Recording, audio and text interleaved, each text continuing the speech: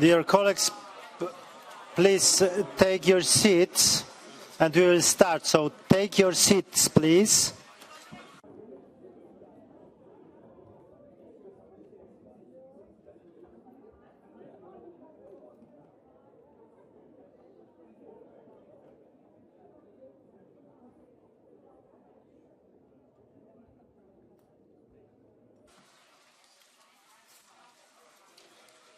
Ladies and gentlemen, good afternoon. I would like to welcome... Please sit down. We have just started the hearing. So I'd like to welcome Mr. Dan Jørgensen, Commissioner Designate for Energy and Housing, and everyone else in the room or watching us on the web stream to this joint hearing organized by the ITRE and EMPL committees. I would like also to welcome the members of the two committees jointly responsible for this hearing, the members from the four invited committees. I wish to particularly welcome Ms. Lee Anderson, Chair of the EMPL committee, with whom I will co-chair this hearing. I will now make some procedural remarks. The Committee on Legal Affairs has raised no objection to the holding of this hearing. We acknowledge Mr. Jørgensen's readiness to cooperate with the European Parliament. This is important in the context of the revision of framework agreement between Parliament and the Commission, in particular regarding his engagement to be regularly present in committees and plenaries, to follow up on Parliament's legislative initiatives and to timely share information with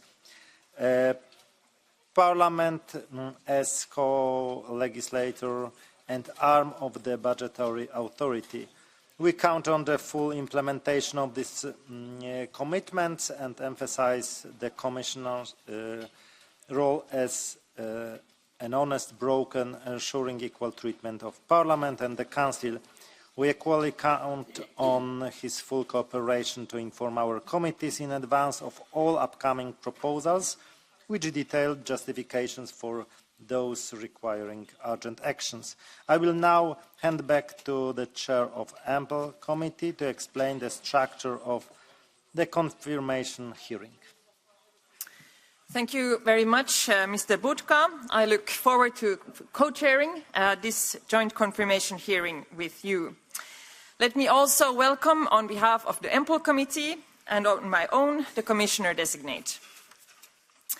Today's hearing will be structured as follows. Mr. Jørgensen will make an opening statement no longer than 15 minutes. He will also have 5 minutes at the end for a closing statement. We will have 4 rounds of questions and answers.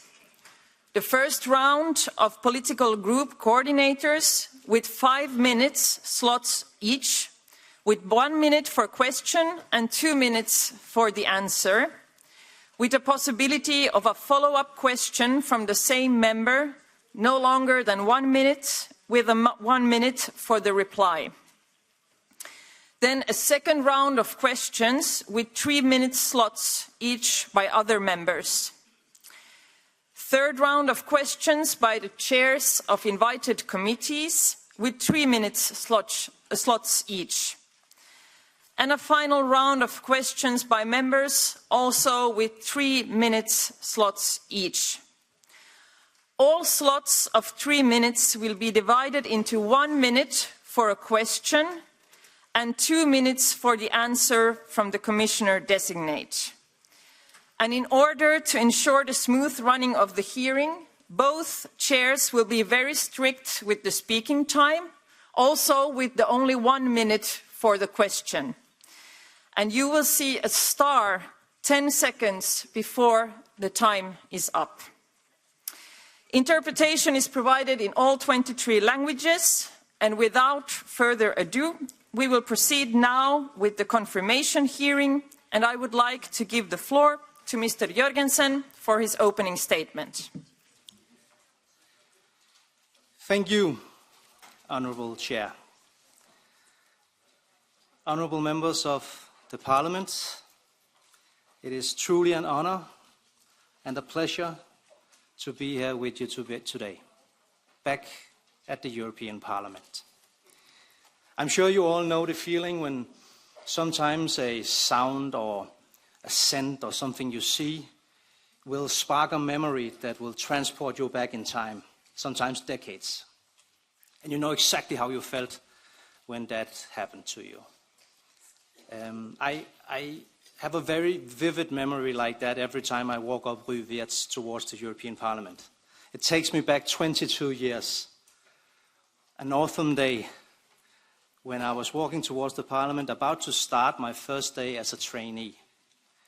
I still remember the butterflies in my stomach. I have a few of them today also, I have to admit. But more importantly, I felt like I was a part of something very, very important.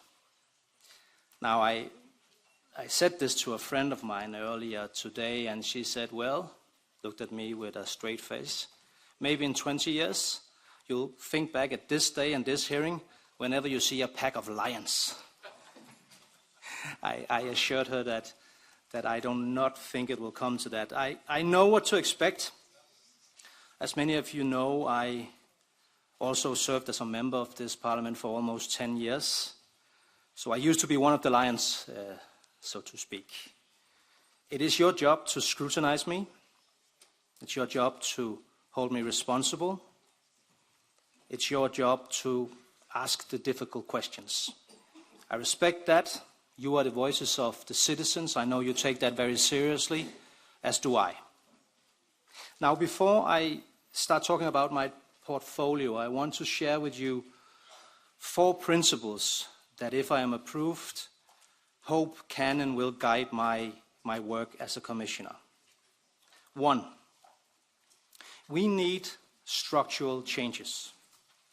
The challenges that we face are so big, so challenging, that no easy fixes will do. We need real, long-lasting solutions. 2, at the same time though, we need to deliver tangible results here and now, fast, that everybody, all citizens of Europe, can feel in their everyday life. 3, we need to put people first. This means listening to their concerns, take them seriously. If we don't, it can threaten the EU project itself. We saw it with Brexit, and we've seen it with the rise of anti-EU sentiments in some member states. 4th, we need to be inclusive. Brussels can never become a bubble. This means that we must seek actively the engagement of our citizens, of our NGOs, civic society, companies, industry, labor unions, and include them in our decision-making. Now, these are 4 important principles that I hope you will agree with. Turning to my portfolio. First, energy. Energy policy is at the core of almost all of the important challenges that we face today in Europe. It's about competitiveness, jobs and growth. It's about security, helping Ukraine win the war, becoming independent of Russian fuel. It's about fighting climate change. It's about social justice. These challenges and problems overlap, and so does the solutions. So, let me first share with you my analysis of these problems before I offer some answers and some prospects for the future. In my many meetings with many of you, one thing has been put to my attention by you more frequently than any other: the high energy prices. And I agree with you. We do have a challenge.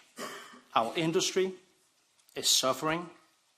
They are paying 2 or 3 times as much for the energy as their competitors in the US and China. Our households are suffering. ordinary people are struggling to pay their bills. This will not stand. So, if I am approved as Commissioner, I will make it a top priority to bring down the prices of energy for our industry, for our people. One of the reasons the prices has gone up is obviously the war in Ukraine. And although we are at a much better place now than we were in the first months of the crisis, we are still not where we need to be. We used to get 45% of our gas from Russia. Now we're down to 18%. But 18% is still too much. We need to be 100% independent on Russian fuel. The third challenge I will mention is climate change. 75% of EU's greenhouse gases comes from energy. President von der Leyen has called the European Green Deal our answer to the call of history. I agree, and we need to continue this important work. There's no room for backtracking. On the contrary, we are in the middle of a process of fundamentally transforming the way we produce and consume energy. And if we do it right, we will strengthen our competitiveness and it will make us more prosperous. So this is the vision, and I believe it is possible. But not all Europeans will automatically feel that a green and clean transition is necessarily good for them. As a matter of fact, I know that some will worry. Some will be concerned. Will I lose my job? Will I need new skills? Am I up for it? Who will help me? These concerns are legitimate. We need to listen to them, and we need to have very concrete, very tangible answers to the questions. Now, let me turn to the other part of my portfolio, housing. I want to start by thanking you, the Parliament, for bringing this topic so high on the agenda. One of you said to me that at the election campaign this summer in his country, 3 topics were on the top of the agenda: housing, housing, and housing.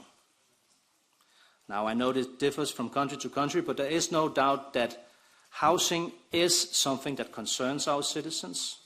It's something they worry about, and it's something that we need to take seriously. Right now, far too many Europeans struggle to find an affordable place to live.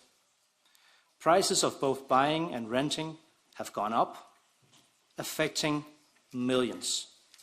This is unacceptable.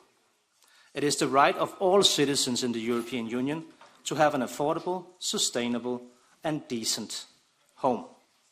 At the same time, many Europeans experience energy poverty. Again, totally unacceptable. Obviously, a lot of these challenges need to be addressed in the member states. But there are things we can do, and there are things we will do from a European level. So, what to do about all these problems? It is clear that we live in a time of multiple interlinked crises. It's a tall order. The challenges may seem daunting, I think, to many, but I'm confident that we can mitigate them. Let me be concrete. If I am approved Commissioner, I will propose measures that will bring down the energy costs for our industry to strengthen the competitiveness of our companies and, at the same time, help bring down the bills for our households. I will do this as a part of a strategy to decarbonize our economy. And I will do it in a way where we will become 100% independent of Russian energy. How? Well, the first we need to do is deploy more renewable energy and more energy efficiency efforts. To do that, we need all tools in the toolbox, including expanding and strengthening grids and interconnectors, boosting digitalization, helping overcome supply chain problems, cutting red tape and bureaucracy, facilitating faster and more efficient permitting, boosting new technologies for energy storing, supporting carbon capture and storage and usage technology, supporting the development of hydrogen and power-to-X solutions. Many of you have asked me also about nuclear energy. So let me underline that yes, nuclear is and will continue to be an integrated part of the European energy mix. And yes, it is a part of the solution to decarbonize the European energy system. We will work fast, and already within the first 100 days, the Commission will present a clean industrial deal. This will include an action plan for affordable energy. And also, within the first 100 days, I will put forward a roadmap towards ending Russian energy import. Later will follow, among other things, a clean energy investment plan and an electrification action plan. On housing, the first thing I will do if I am approved as the first ever EU Commissioner for Housing is to start a dialogue, not only with you and the other EU institutions, that's important, but with all relevant stakeholders in the housing sector. On the basis of this, I will put forward the first of its kind European Affordable Housing Plan. This plan will include a strategy for housing construction, a pan-European investment platform in collaboration with the EIB, efforts to upskill and reskill workers, efforts to facilitate knowledge sharing and technical assistance. Apart from that, the Commission will double our funding in the Cohesion Fund for housing and reform state aid rules as to better enable support measures for social housing and energy efficiency in our member states. Now, allow me to summarize. We live in a time of many interlinked crises. A competitiveness crisis, a security crisis, a climate crisis, and a housing crisis. To address these challenges, to solve these problems, we need to make decisions guided by the principles I mentioned earlier. We need to make comprehensive, long-lasting structural change. No quick fixes will do. At the same time, we need to move fast and provide tangible results that all Europeans can see and feel here and now in their own lives. And the solutions need to put people first, and they need to be made in an inclusive way via outreach and dialogue. It will not be easy, but it can be done. Let's do it together. Honourable members, this concludes my introduction. I can honestly say that I look forward to the next couple of hours. I am being honest. I promise. Mr. Ehler said that's the only lie. No. I assure you. And I also assure you that I will promise to do my utmost to answer all of your questions as best I can. Thank you so much.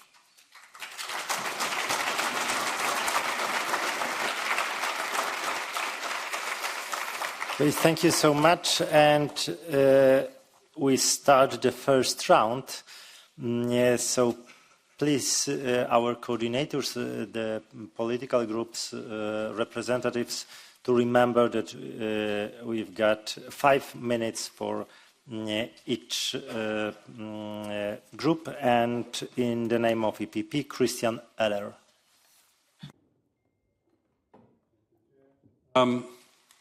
First of all, welcome to the Parliament. The realistic news is that you're going to spend a lot of time in the next 5 years with this Commission. And I think, as we said in the morning to your colleague, yes, we like to be addressed as lions and for the gender equality as lionesses, but this is a hearing and not a tribunal. But we have a lot of questions. And my first one would be the European industry is under great pressure. As it loses in these days, really, its competitiveness. And from the EPP perspective, the EU Green Deal has been all about green, but not about the deal. The Fit for 55 package in particular has invented a lot of targets and regulation that both the energy sector and the industry have to comply with. However, this term must be all about implementation and a realistic approach towards these goals. Regarding the implementation of the 2030 Energy and Climate Framework, how do you plan to ensure that competitiveness remains central to achieving these targets, particularly through the efficient and realistic application of the literally hundreds of delegated and implementing acts that follows from Fit for 55 alone? How do you foresee the involvement of stakeholders, particularly industry, in the implementation of the 2030 framework, for example, in an institutionalized setting like with the Sevilla process? Mr. Ehler, thank you so much for that question. It is extremely relevant. So, if any of you don't know this, the industry in Europe is under pressure, and I would recommend you to read the Draghi report. It states very clearly that if we don't move, and if we don't move fast, we risk losing on the global stage. Energy prices is not the only factor, but it's a big factor. Companies in Europe pay 2 to 3 times more for their energy than the competitors in the US and China. So a very important part of solving this problem is to make sure that our companies have access to more clean and cheap energy. But there's also other things. They're interrelated, but sometimes they're also separate. To have more access to energy, cheaper energy, doesn't necessarily mean that we also need to make more rules. At the opposite, actually. Sometimes we need to simplify. And I think that we need to be extremely cautious that we don't keep rules just because they're there, just because they build on something we already made. On the contrary, I will commit to a burden reduction in line with the Commission's target of reducing by 25% in general and 35% for small and medium enterprises specifically. I will also look at whatever we can do in the implementation process to listen to stakeholders. And yes, Mr. Ehler, I will also commit to a process. Exactly how we will manage and structure this process is probably a little bit too early to say, but it's very important for me to listen to industry and other stakeholders in implementation before 2030, but also, by the way, moving on from 2030 and onwards. Now, I will be very happy to also go into more detail on what can then actually be done with regards to making our electricity market design work better, follow up on some of the recommendations from Draghi on, for instance, decoupling of the prices so that the price of electricity doesn't necessarily follow the price of fossils, but I can maybe do that in the follow-up if you want. My follow-up question would go in the same direction. As Commissioner-designate, you are tasked with focusing on significantly reducing administrative burden and simplifying implementation. The Commission so far claims success in implementing the one-in, one-out principle, which maintains the status quo. However, in order to effectively reduce administrative burden for business, which to a large extent is regulatory burden, would you agree that more regulations and regulatory obligations should go out than new ones come in? Do you agree that the one-in, one-out methodology needs to be revised to better account for costs as well as balance impact on specific industry? Would you commit to ensure a significant reduction of regulatory burden for businesses, both from the energy sector and the industrial sectors, stemming from EU legislation, either by applying this principle or by any alternative measures which would effectively and measurably lead to such reduction? As I said initially, I share your ambition that we need to fundamentally reduce the burdens on our industry. I do also adhere to the one-in, one-out principle. I will, however, say that maybe we need to be careful and mindful not to be too simplistic. I'm not at all implying that you are, Mr. Ehler. I'm just saying that it's not only about quantity, it's also about quality. Now, let me give you a good example of where some things have been done, but more can be done. With regards to permitting, really, when you think about it, it really is a huge problem that in Europe, where we need clean energy, cheap energy, we have projects ready to start. But because contractors need to wait sometimes up to 7 years for an onshore wind approval of the permitting, it doesn't go online. This is 100% unacceptable. We have made new rules for this. They have also been implemented, but to a very different degree from country to country. Germany, your own country, Mr. Ehler, is a country that's done well, where it's actually, as I understand it, meant that the times for permitting has gone considerably down. We need to do much more of that. Thank you. Thank you, Mrs. Gabriel Bischoff.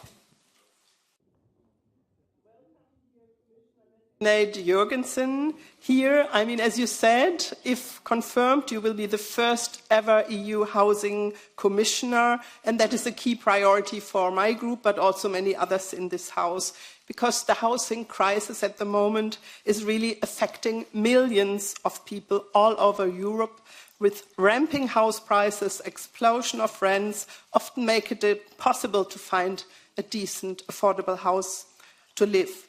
One key priority to increase investment from our point of view is the question, how do you intend to close the investment gap for affordable housing? We know that of 57 billion euro per year, according to Commission data, is necessary as investment, and to boost private and public investment in decent, sustainable, affordable housing. And how will you make sure that public funds really address the housing needs of vulnerable as well as all low and middle income groups, because they are all affected? Can you commit also to include some conditionality criteria or to earmarking certain funds to achieve these goals?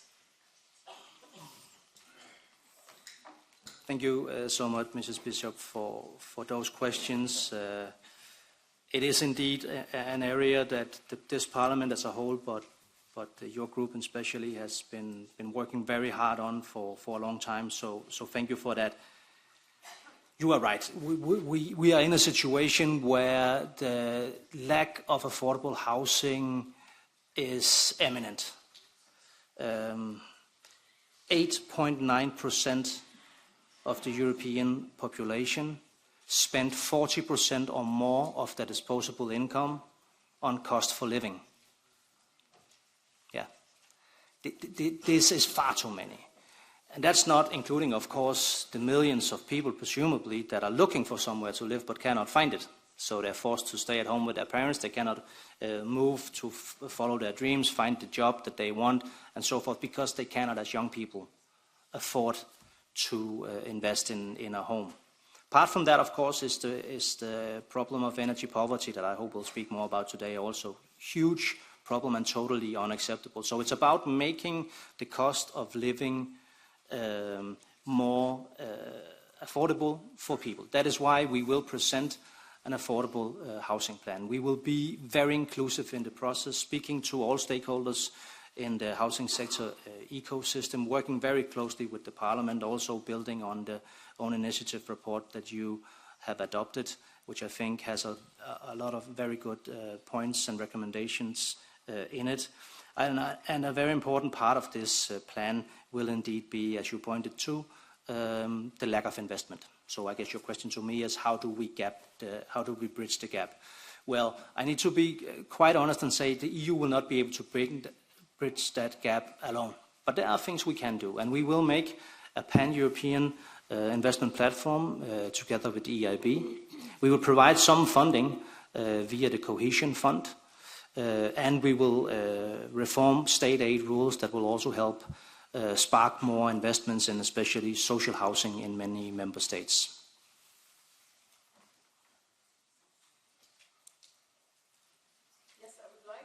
I would like to come back to the last point you did. Reforming state aid rules is very important indeed, but for us it's also important to allow investment in public housing here. What are the positions here? It goes beyond social housing. And also, if I have one last chance and some seconds left, how you intend to end harmful speculation in the housing market in terms also of certain tools or legislation. Thank you very much. Yes, so when looking at the state aid rules, this is exactly one of the areas we need to evaluate.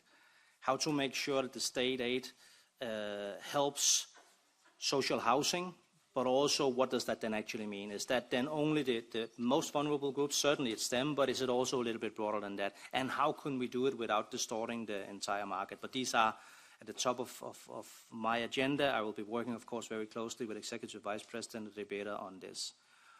On the question of speculation, it's clear that homes have become a commodity, thereby also something that can be speculated in. Now, the coin has two sides. On one hand, we do need investors to put money in the housing sector, but I fear that too often they look at short-term gains, profits, and not necessarily at what is best for societies and long-term investments. So I will be working with my colleague, Commissioner Albuquerque, on looking at what we can do from a European side in the financial markets to remedy this situation. Also, of course, advising as best we can member states on the things that they can do, because, of course, primarily this will be a national competency. Thank you. Now, Mr. Paolo Borchia. Yes, thank you. Thank you, Chair. Good morning. Good afternoon, Mr. Jørgensen. I'm here hidden by the camera. Well, nuclear power is emerging as an increasingly viable option for the stability and the decarbonization of the European energy system, particularly given the growing demand for electricity.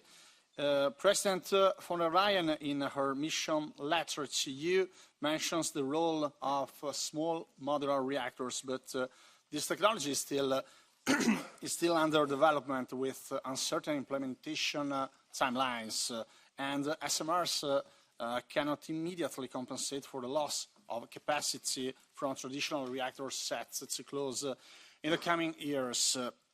Considering that the scientific community estimates the need for at least 100 gigawatts of new large capacity reactors in order to maintain system reliability, I ask you, what measures will you adopt, if you will, of course, to promote the installation of larger, already tested nuclear reactors? Thank you.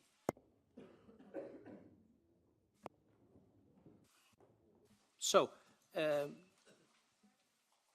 to help develop and deploy small modular reactors in Europe is a part of my mission letter. It's also clear that it is a new technology. It is not on market yet. The ambition is to have the first examples of small modular reactors in Europe in the early 30s. Whether or not that is feasible is probably too early to say, but that is the ambition. The way that we will work from the Commission side, and especially, of course, me as the responsible commissioner on this, is to listen very closely to the European Industry Alliance on Small Modular Reactors that are right now working on an analysis of what are the problems, what are the possible challenges, and what can be done from a political level to help overcome those challenges. One thing that I will already mention now that I think needs to be in focus is that we need to avoid making us dependent on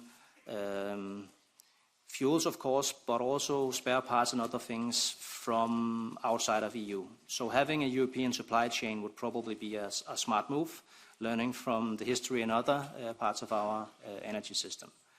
Now, on nuclear more generally, obviously, We have right now a situation where 97 gigawatts are put online every year from nuclear energy. That will, in our projections, the Commission's projections, go down in the 40s to 88, and then come up again, so that in 2050 we will have approximately the same level as we have now, which is will be around 98 gigawatts. Thank you. Concerning housing, let's talk about EPBD. It is estimated that its implementation will result in costs up to 1,000 billion euro for some member states. For example, in Italy, we have more than 60% of the building stock falls into the lowest energy classes. These are unbearable costs that are likely to be passed on to consumers. In your responses to the written questions, there seems to be no specific indications regarding the nature of the funding needed for the implementation on this directive. And so my question is, could you clarify if there will be any specific European funds to support this effort, or will the Commission leave it to Member States to secure the necessary resources? Thank you. Thank you, Mr. Borgia. You point to a very real problem. So, on one hand, there's no way around renovating our buildings and houses. Buildings are responsible for 40% of our greenhouse gas emissions. Houses for between 25 and 30%. So to fight climate change, that's a necessity. But it's also a necessity to bring down energy costs. And most investments in energy efficiency will pay back very, very fast. For industry, it's between 3 and 5 years in average. For houses, it's between 5 and 10 years in average. Having said that, though, I do agree with you in your statement that for the people that need to renovate their house, if they don't have the money, even though it will pay back, that is a problem. So we need to do more to help overcome that challenge. A lot has to be done on member state level, of course, but we can do things on European level. And you asked me specifically about European funding, and yes, actually already now, more than 100 billion euros has been allocated to these specific efforts. And I will, of course, not exclude that more can be allocated in that direction. Thank you.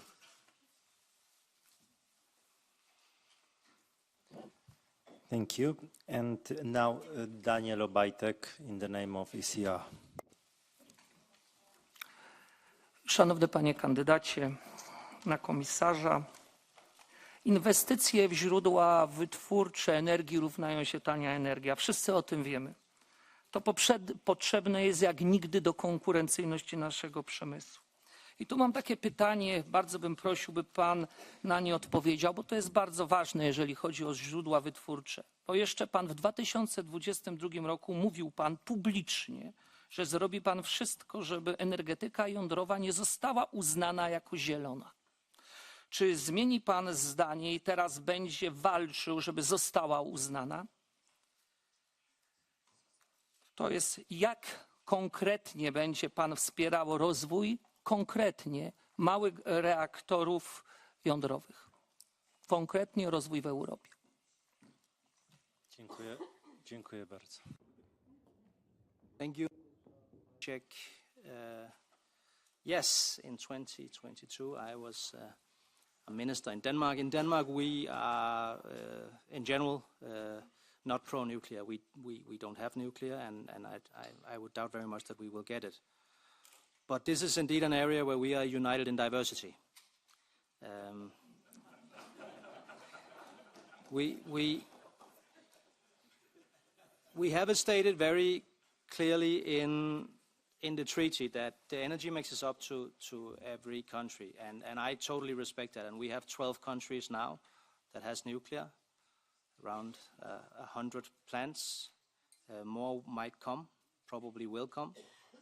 And I respect that. I also think it's good that we will never be in a situation where a country like Denmark or Austria or Luxembourg will be forced to have nuclear, just as your own country will not be forced to abandon nuclear.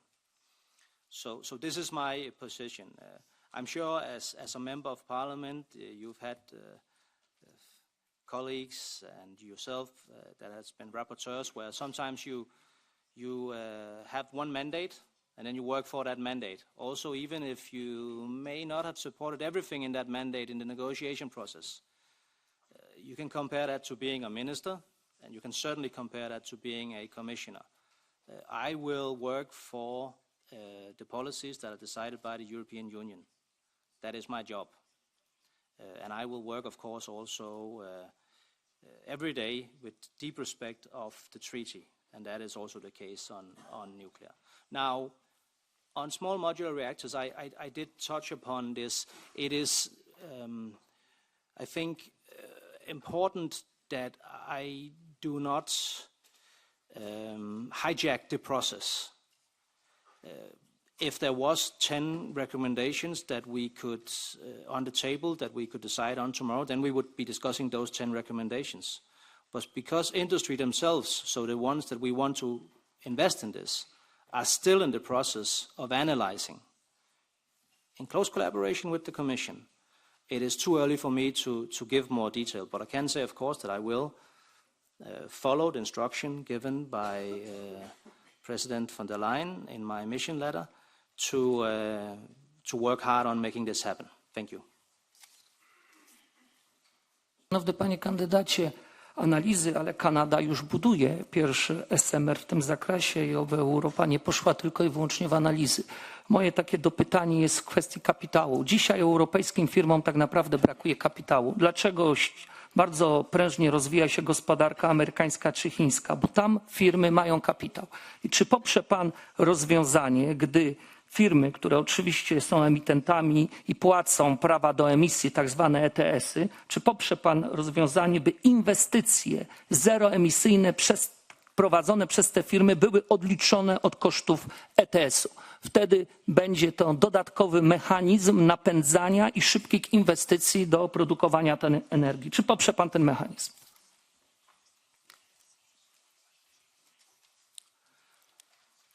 So one of the things that we will be presenting, and if I am confirmed as commissioner, I will be presenting with colleagues, is a clean investment plan.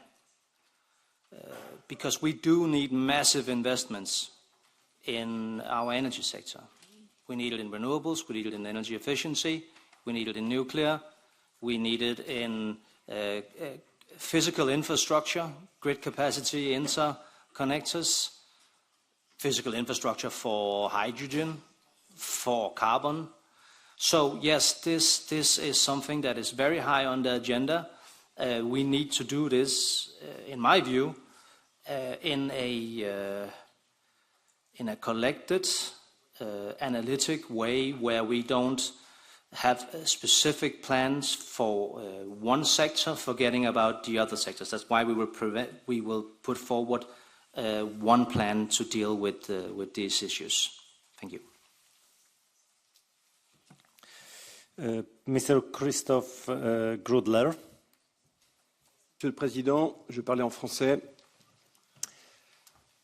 Monsieur le commissaire désigné, j'étais heureux de lire que vous considérez la neutralité technologique comme un nouveau concept central, et je m'en réjouis. Ça veut dire mettre sur un pied d'égalité tout ce qui décarbone, que ce soit le renouvelable d'un côté, mais aussi le bas carbone, c'est-à-dire le nucléaire ou le CCS. Et le nucléaire, ce n'est pas que le SMR, c'est aussi de la forte puissance, c'est aussi 150 gigawatts qu'il faut installer en Europe d'ici à 2050. Mais dans votre rapport, vous questionnez l'idée d'une énergie propre et abordable, et là, vous écrivez que les énergies renouvelables seraient moins coûteuses. Est-ce qu'il n'y a pas une contradiction entre neutralité et considérer que les renouvelables sont moins coûteux? Êtes-vous vraiment prêt à étudier sur un pied d'égalité les renouvelables et le bas carbone en étudiant pour les deux leurs émissions de CO2 et leurs coûts sur l'ensemble du cycle de vie, tant pour le renouvelable que pour le bas carbone? Well, I think that this is actually a perfect example of us needing to apply two principles that can be in opposition to each other. One, the need for long-haul, structural, long-lasting solutions, whilst at the same time delivering on the short term. We need to be independent of Russian fuel rather tomorrow than the day after. So this is where we are now. We have an industry that cannot compete because of too high prices now. So for me to only recommend the decisions that will lead to investments that are the best for us in 10 or 20 or 30 years will not do. I need to also point to solutions that will help us now. At the same time, Mr. Grödler, I respect very much where you're coming from and the reason behind your question, because we also risk making short-term decisions that are then, in the end, will have the effects on our energy system that are counterproductive. So these are the balances we need to find. I don't think it's an impossible task. Many of the things, by the way, that we need to do will have effect both long-term and short-term. One example of that is improving our physical infrastructure. So interconnectors. Right now, I mentioned earlier how some places we have renewable energy projects that are being put to a halt because of the lack of permitting. Well, we have other places where, because energy is not flowing freely, we have energy waste. So curtailment, for instance. Germany is a front runner on many issues in green energy, but this is a place where they have a problem. I think 4% or something like this in Germany of the renewable energy is wasted due to curtailment.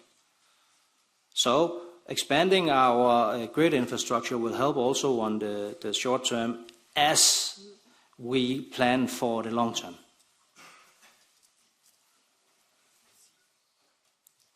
Merci. Oui. Alors, pour y arriver, il faut pratiquer des critères de résilience et des critères de financement. Et réduire notre dépendance, comme vous l'avez dit. On importe en Europe 62% de notre énergie, et pas que de la russe. Il faut aussi qu'on ait notre destin entre les mains en ayant notre propre énergie. Donc, êtes-vous prêt dans ce cadre-là à soutenir les technologies propres européennes sans faire preuve de naïveté par rapport aux industries de l'autre bout du monde qui veulent simplement venir profiter de notre marché? Êtes-vous prêt à apporter un soutien financier à toutes les énergies européennes qui décarbonent sans aucune discrimination?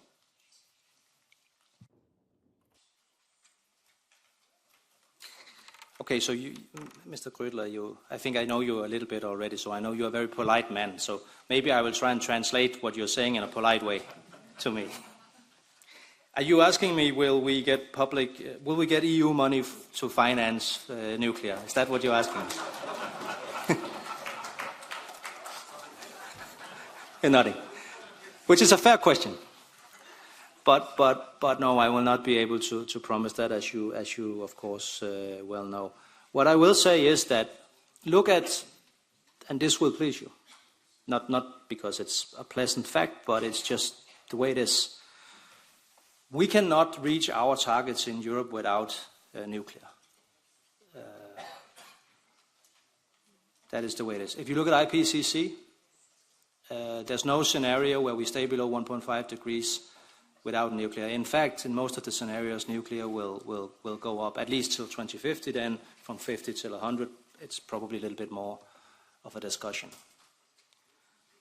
On the other hand, I will also say that if this is what we all agree on, then we also need to agree on making sure that we do this in a rational way, that we have safety as a highest priority, that we don't become dependent on then nuclear fuel from Russia, that we have better solutions than today on the waste management, that we have a better way of integrating the energy in our systems so that it actually becomes something that makes our systems more rational instead of sometimes what we've seen examples of the opposite.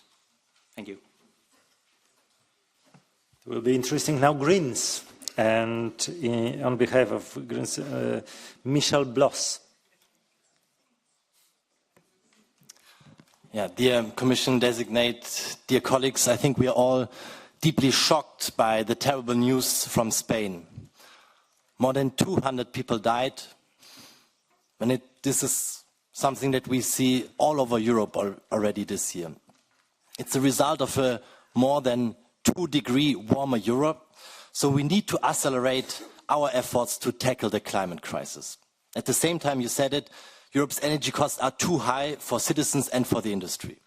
To cope with both crises, we have to be faster in the rollout of renewable energy. So I ask you, Commissioner Designate, will you propose additional measures like financially supporting energy communities to meet our 2030 renewable targets? Will you use your mandate to set up an EU-wide renewable auction scheme to achieve additional 2.5% renewables for 2030? And will you make sure that the new 2040 climate and energy package will be translated into binding energy efficiency and renewable targets at the European level in order to keep the momentum and the investor certainty?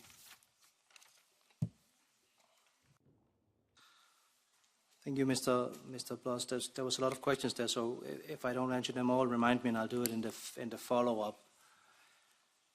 First of all, thank you for mentioning the terrible catastrophe that we see in Spain right now. It's almost, sometimes you see these catastrophes coming every year now. I hope we don't get used to them, because this is not normal. This should not happen. People are dying. People are losing their homes. And by the way, this is in Europe. In my previous job, I was Minister for Development and Global Climate Policy in Denmark, and I travel a lot in Africa and vulnerable countries on this planet where climate change hits even harder. So fighting climate change is a moral imperative. So for that reason alone, there's no backtracking feasible. Having said that, the good news is that many of the things that we need to do, almost all of the things that we need to do to decarbonize our societies, are also good for our competitiveness. They will also raise the standard of living for our citizens. They will help us fight Russia. They will empower citizens, and you ask about energy communities. Well, I have to admit that when I became Minister of Energy in Denmark, I didn't even know about this concept. And I think probably in this room most people will know, but maybe not everybody following the debate in their living rooms or their offices will know. But energy communities is actually quite a success. We have around 2 million people engaged in these types of communities right now. I think it's around 10,000 of them we have. So it's a lot. It makes it possible for people to take matters into their own hands. Prosumers, I think it's called. It's a weird concept. It means people that are both producing and consuming. I've been fortunate enough to visit some of these projects myself in Denmark. And yes, so your question was, will I support it? Yes, I will. Hopefully we will also be able to fund in the future projects like this.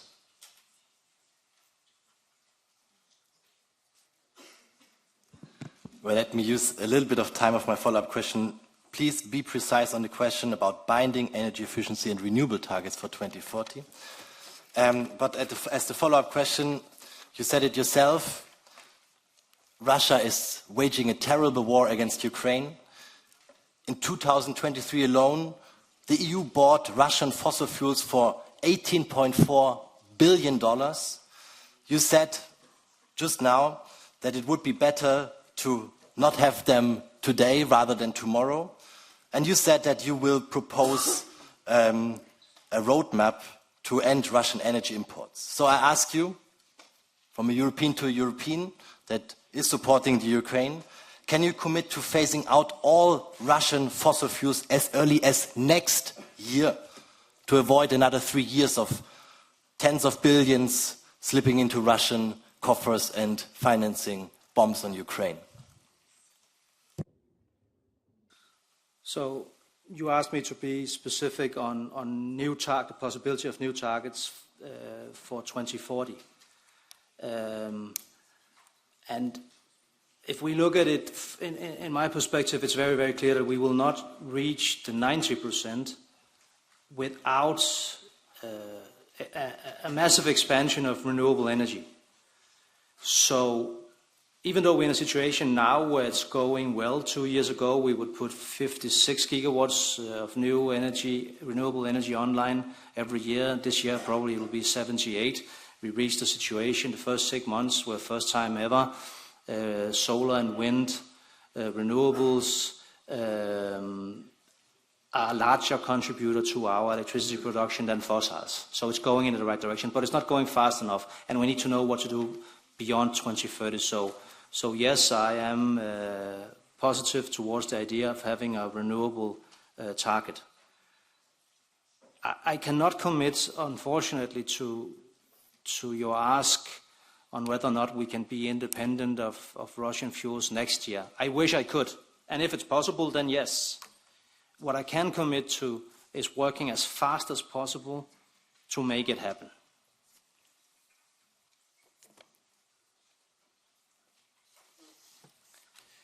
And in the name of the left, Leila Shaibi.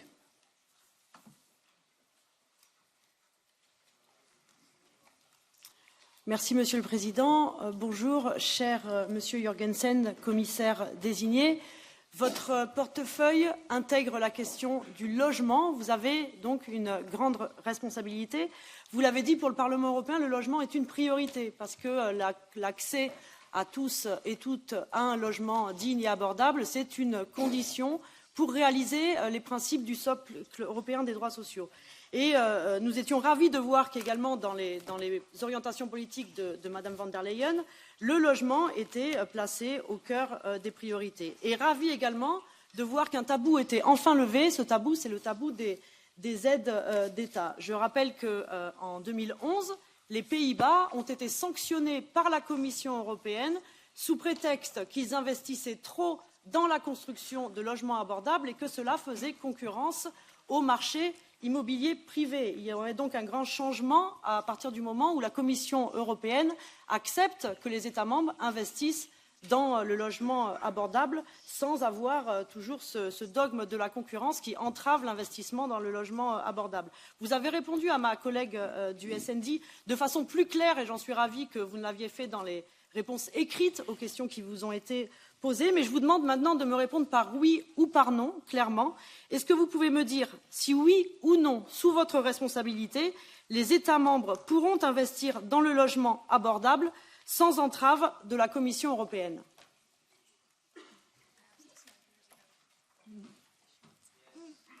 But.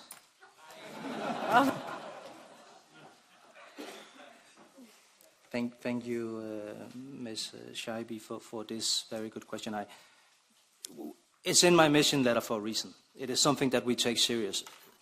State aid rules are also there for a reason. I mean, it's difficult to have a common European market if we don't have state aid rules. So please don't take this signal as a signal that state aid rules won't matter in the future. Of course they will. But we've identified a problem here. I'm sure you can appreciate that when me and my colleagues speak to the lawyers, there are many good reasons of why it's difficult to do something. On the other hand, I'm convinced that it is not impossible to find a balance. Because really, for us to be in a situation now where countries that actually want to do something, that actually even have the fund to be able to do something, to help the most vulnerable parts of their population having an affordable home in a time where 8.9% of our population live in unaffordable homes, that will not stand. So we need to do something, and I will work very closely with the Commissioner designate, Executive Vice President designate Ribera on these issues.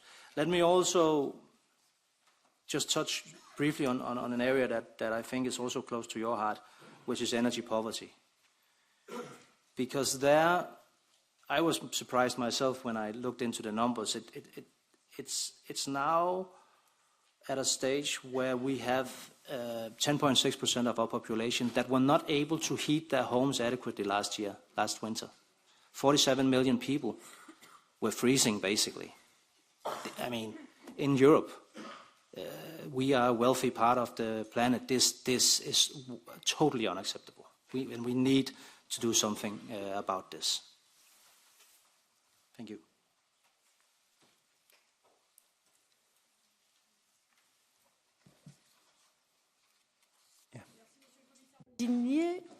Si vos services ont besoin d'un coup de main pour trouver une solution pour permettre les aides d'État dans le logement abordable, moi j'ai une suggestion, un exemple. Il suffirait dans la définition du logement social de changer le groupe sigle pour permettre un investissement dans le logement, pas uniquement pour les plus vulnérables, parce que la crise du logement touche davantage de parties de la population. Une deuxième question, dans ma question de relance, ça concerne les plateformes de location de courte durée type Airbnb qui partout en Europe retirent des logements de la location de longue durée pour les mettre dans la location de courte durée. Ça réduit l'offre de logement, ça fait augmenter les prix des loyers. Nous avons eu un règlement sur les locations de courte durée. Là encore, dans votre lettre de mission de Madame la Présidente de la Commission européenne, Madame von der Leyen, elle vous demande de vous attaquer à ce problème-là. On vous a envoyé des questions écrites. Les réponses n'existent pas à cette question. Est-ce que vous vous engagez, question précise, je vous demande une réponse précise, est-ce que vous vous engagez à une solution législative face aux plateformes de location de courte durée, oui ou non, Monsieur le Commissaire désigné?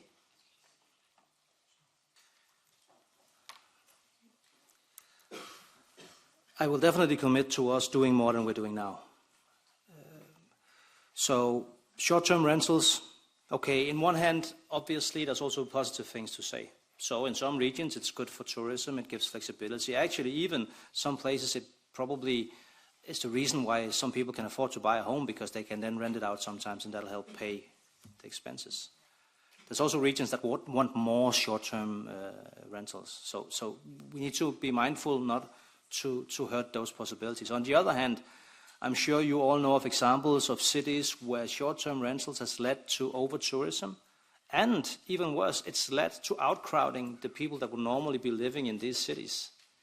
So we have cities where people with normal income, a nurse, a police officer, a teacher, whatever, are not able to afford to live in those houses any longer because they're being bought up and used only for short-term rentals. That is not a very rational and certainly not a very moral way of conducting business. So we need to do something about this. First step has been done. There is legislation that has been approved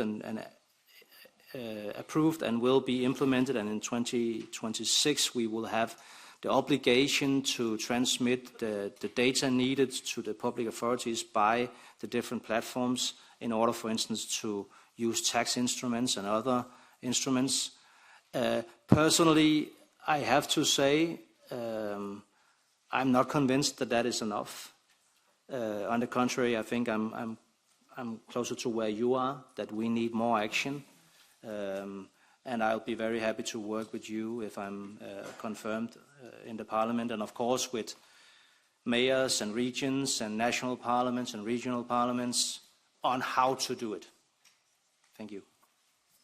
Thank you. So we have finished the first round. This is the good news, and the bad is that we are 7 minutes behind the schedule. So now the second round, and remember, time is money. Thank you very much. This also means I will be very strict with the time limits in the second round, reminding you all that there is 1 minute for questions and 2 minutes for answers, nothing more, and no follow-up questions. And we start with Wexler, EPP. Designate Mr. Jørgensen, welcome back to the European Parliament. Now, Europe requires a strong hydrogen economy to sustain its energy-intensive industries and to meet its climate targets. Now, the Delegated Act on Renewable Hydrogen was introduced without an impact assessment. However, it requires the Commission to carry out an assessment by mid-2028. Now, given the urgency of the hydrogen market ramp-up, what measures will the Commission take to perform a reality check on the Act's practical implications? Second, the draft Delegated Act on low-carbon hydrogen has faced substantial criticism for its perceived complexity and investment uncertainty. What measures do you plan to address these main criticisms?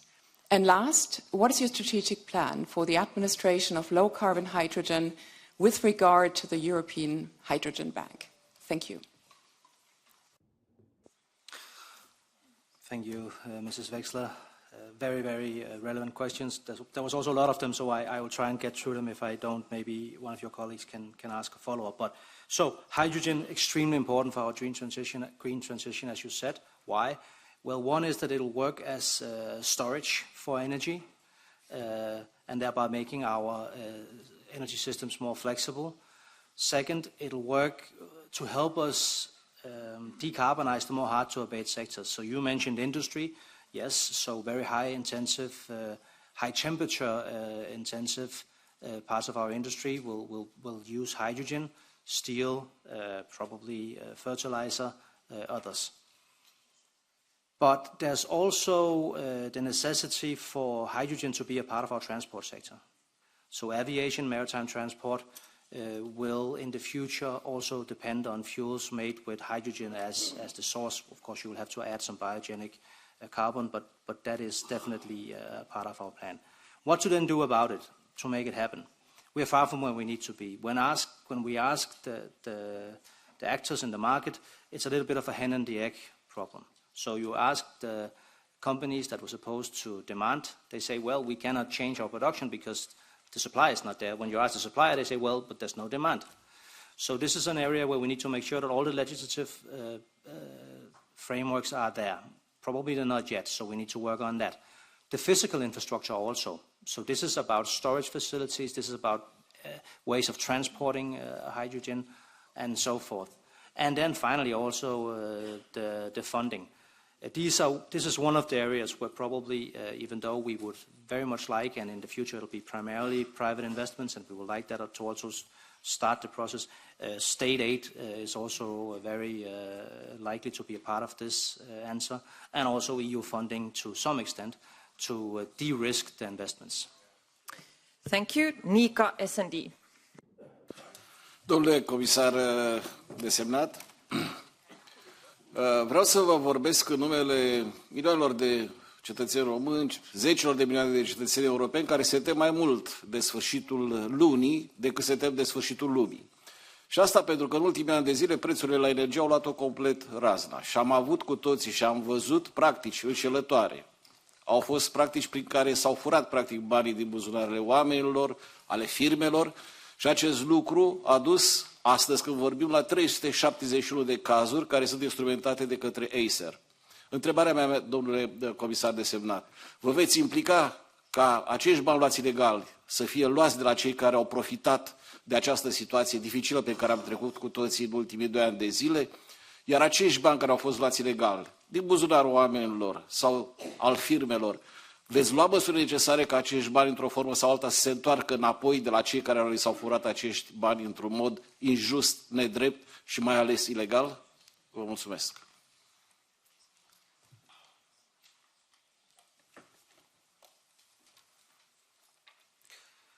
So, Mr. Nika, Dan, my name, brother Dan. Thank you for raising this question because, so I mentioned a few times the problem of energy poverty. Your own country, I know, is also struggling with this, as are many European countries. And I understand the reasoning behind your question that in a situation where we have energy poverty, people not able to warm up their own homes, people that are freezing. At the same time, you see actors on the market making a lot of money. Now, on one hand, we're dependent on having a market that is flexible, and that only happens if there's also a possibility of actually making money. So I'm not talking about fundamentally setting the markets out of its place, but I do think we need to have a much better implementation of the remit legislation that we have. Remember that legislation should actually secure that there is always a competitive price that more or less reflects the demand and supply. Is that then the case now?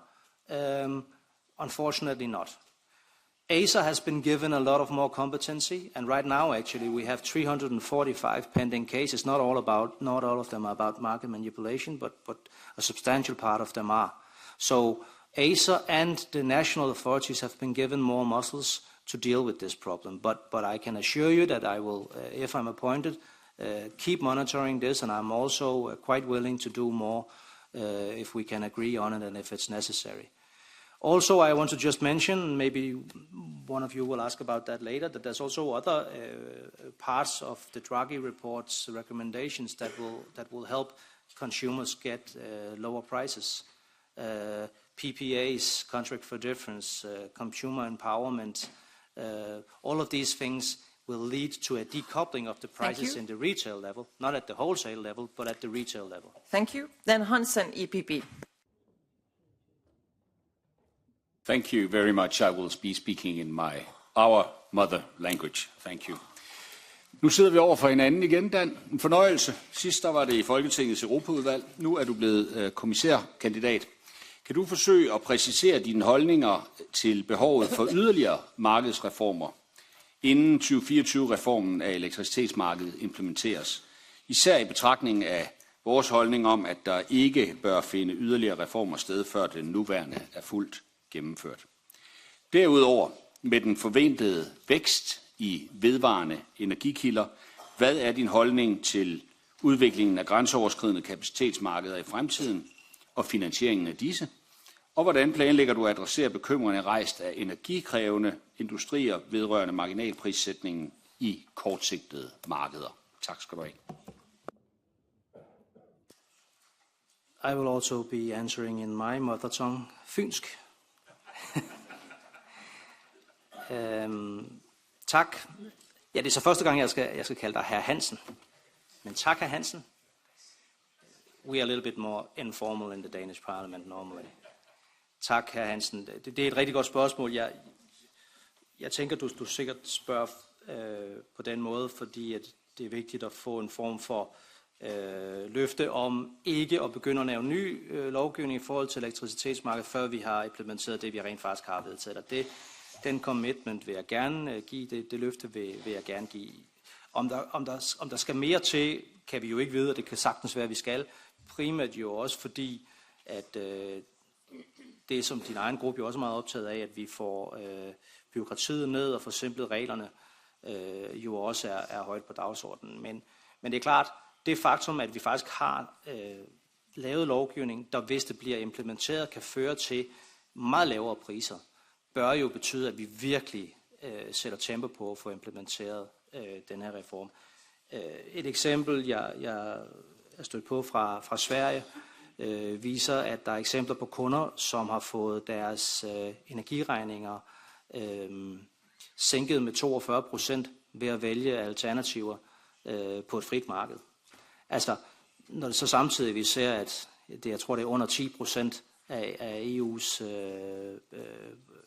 elkunder, som faktisk har været i stand til at rent faktisk gøre brug af det faktum, at man selv kan vælge sin leverandør, så er der jo et stort problem i forhold til implementering.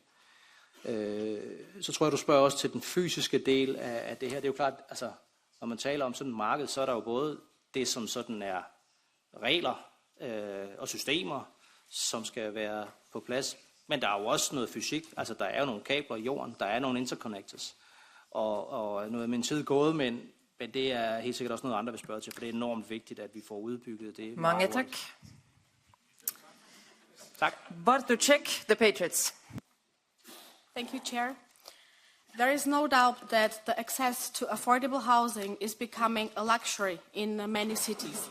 And you have also mentioned that in your speech. But I must add something to this, and it's not only rising property prices, high energy costs, but it's also Green Deal regulations that are putting housing out of reach for a growing number of people. And we are here to care for people. So I will ask a very simple question.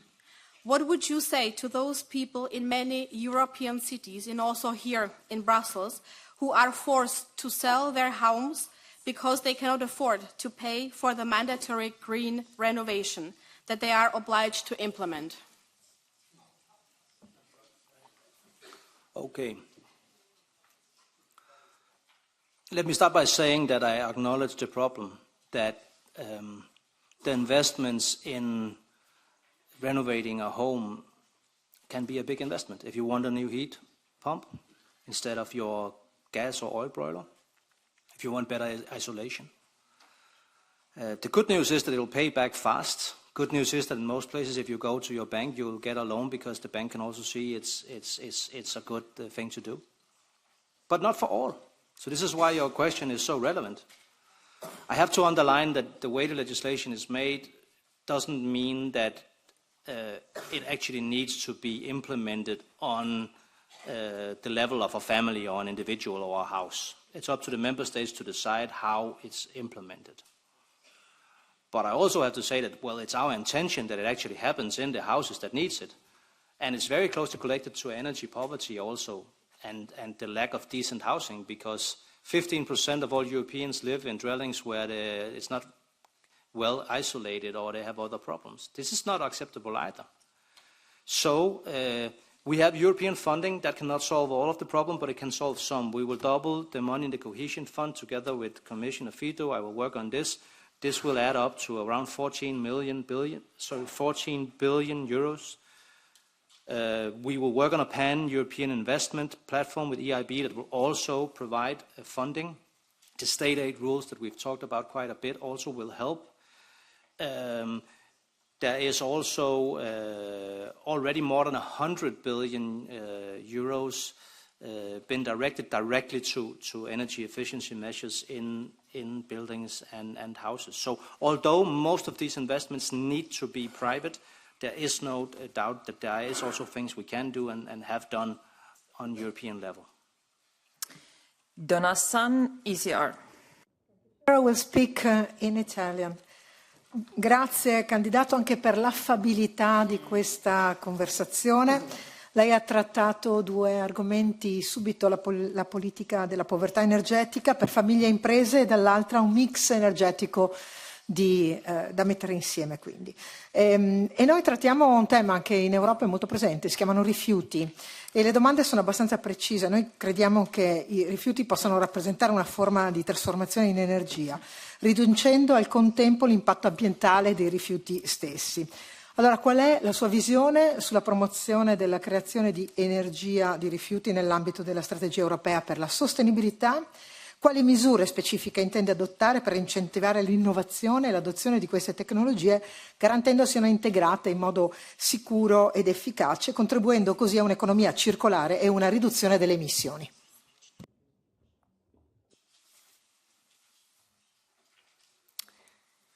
Thank you so much for that very relevant question. So there are many aspects to this, and Ms. Donazzini, I very much appreciate you raising it because it is important and we do have a lot of potential. So there's the most obvious and also the part of our energy system that is now that is now functioning in this way. In my own country, for instance, we have waste incineration facilities that also produce both district heating and electricity, and if that's done with the right environmental standards, then that can be sustainable. On the other hand, what we want to do with our waste is create less of it, reuse it and recycle as much as possible.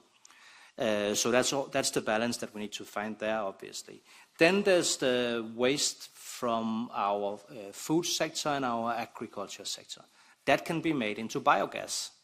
And actually, in many countries, my own included, the ramping up of biogas production from exactly these waste sources has been a major reason why we've been able to cut down on our natural gas. And in the future, we will need these sources of what will then be green, biogenic carbon. Why? Because it's one of the only ways where we can have negative emissions. If you take the carbon from the burning of methane from a waste incineration, put it into the ground, that's negative emissions. Or you can add it to hydrogen and then make some of the fuels that we will need to decarbonize our aviation sector and our maritime sector. So that, I think, is something that we need to do much more to develop and support as best we can, both making sure that the legislative framework is there, but also that the investments are there. Thank you. Van den Berg, Renew.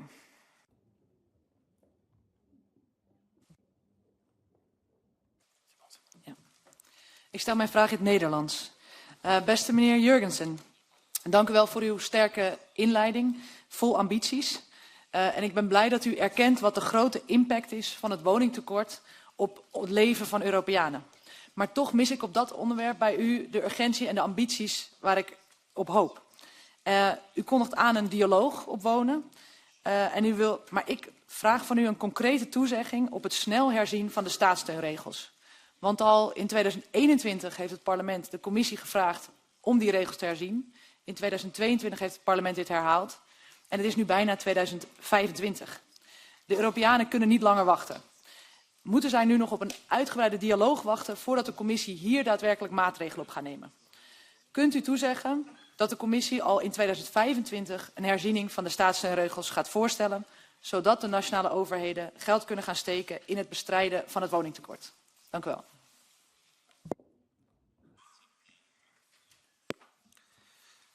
Well, I'll definitely commit to us doing this as fast as possible. State aid rules are an important part of the solution, but I will also remind you that it's not the only thing we can do.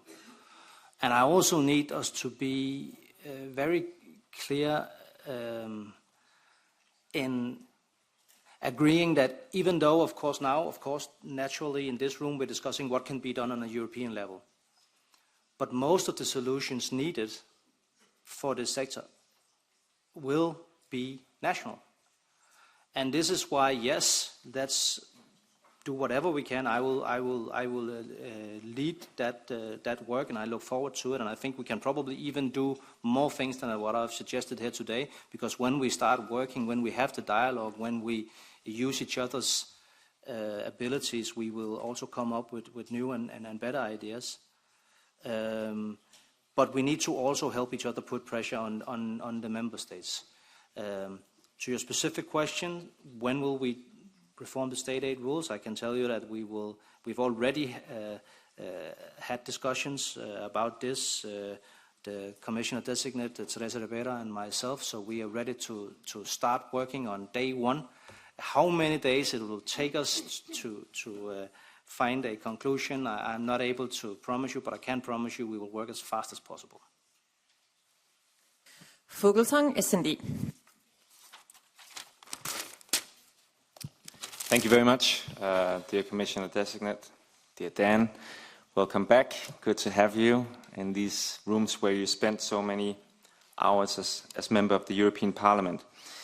I would like to ask you, with regards to your ambitious targets and goals that you mentioned in your introductory speech, in order to decarbonize, in order to become independent of Russian gas, in order to decrease energy costs, we need to look at the heating and cooling sector. That's 50% of our energy consumption, and 70% of that today comes from fossil-based fuels. So we need to speed up the decarbonization of the heating and cooling sector. And I'd like to ask you how you look at that, what you will do, to which solutions you will look at. Thank you very much.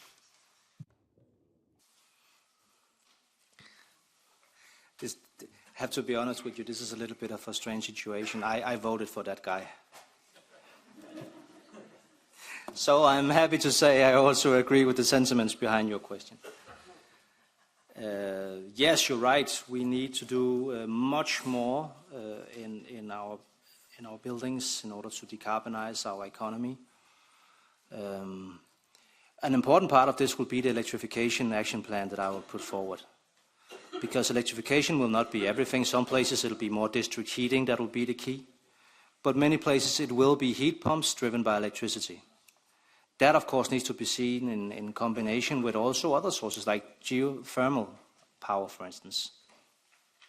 That can be some places an access directly for a building or via district heating for a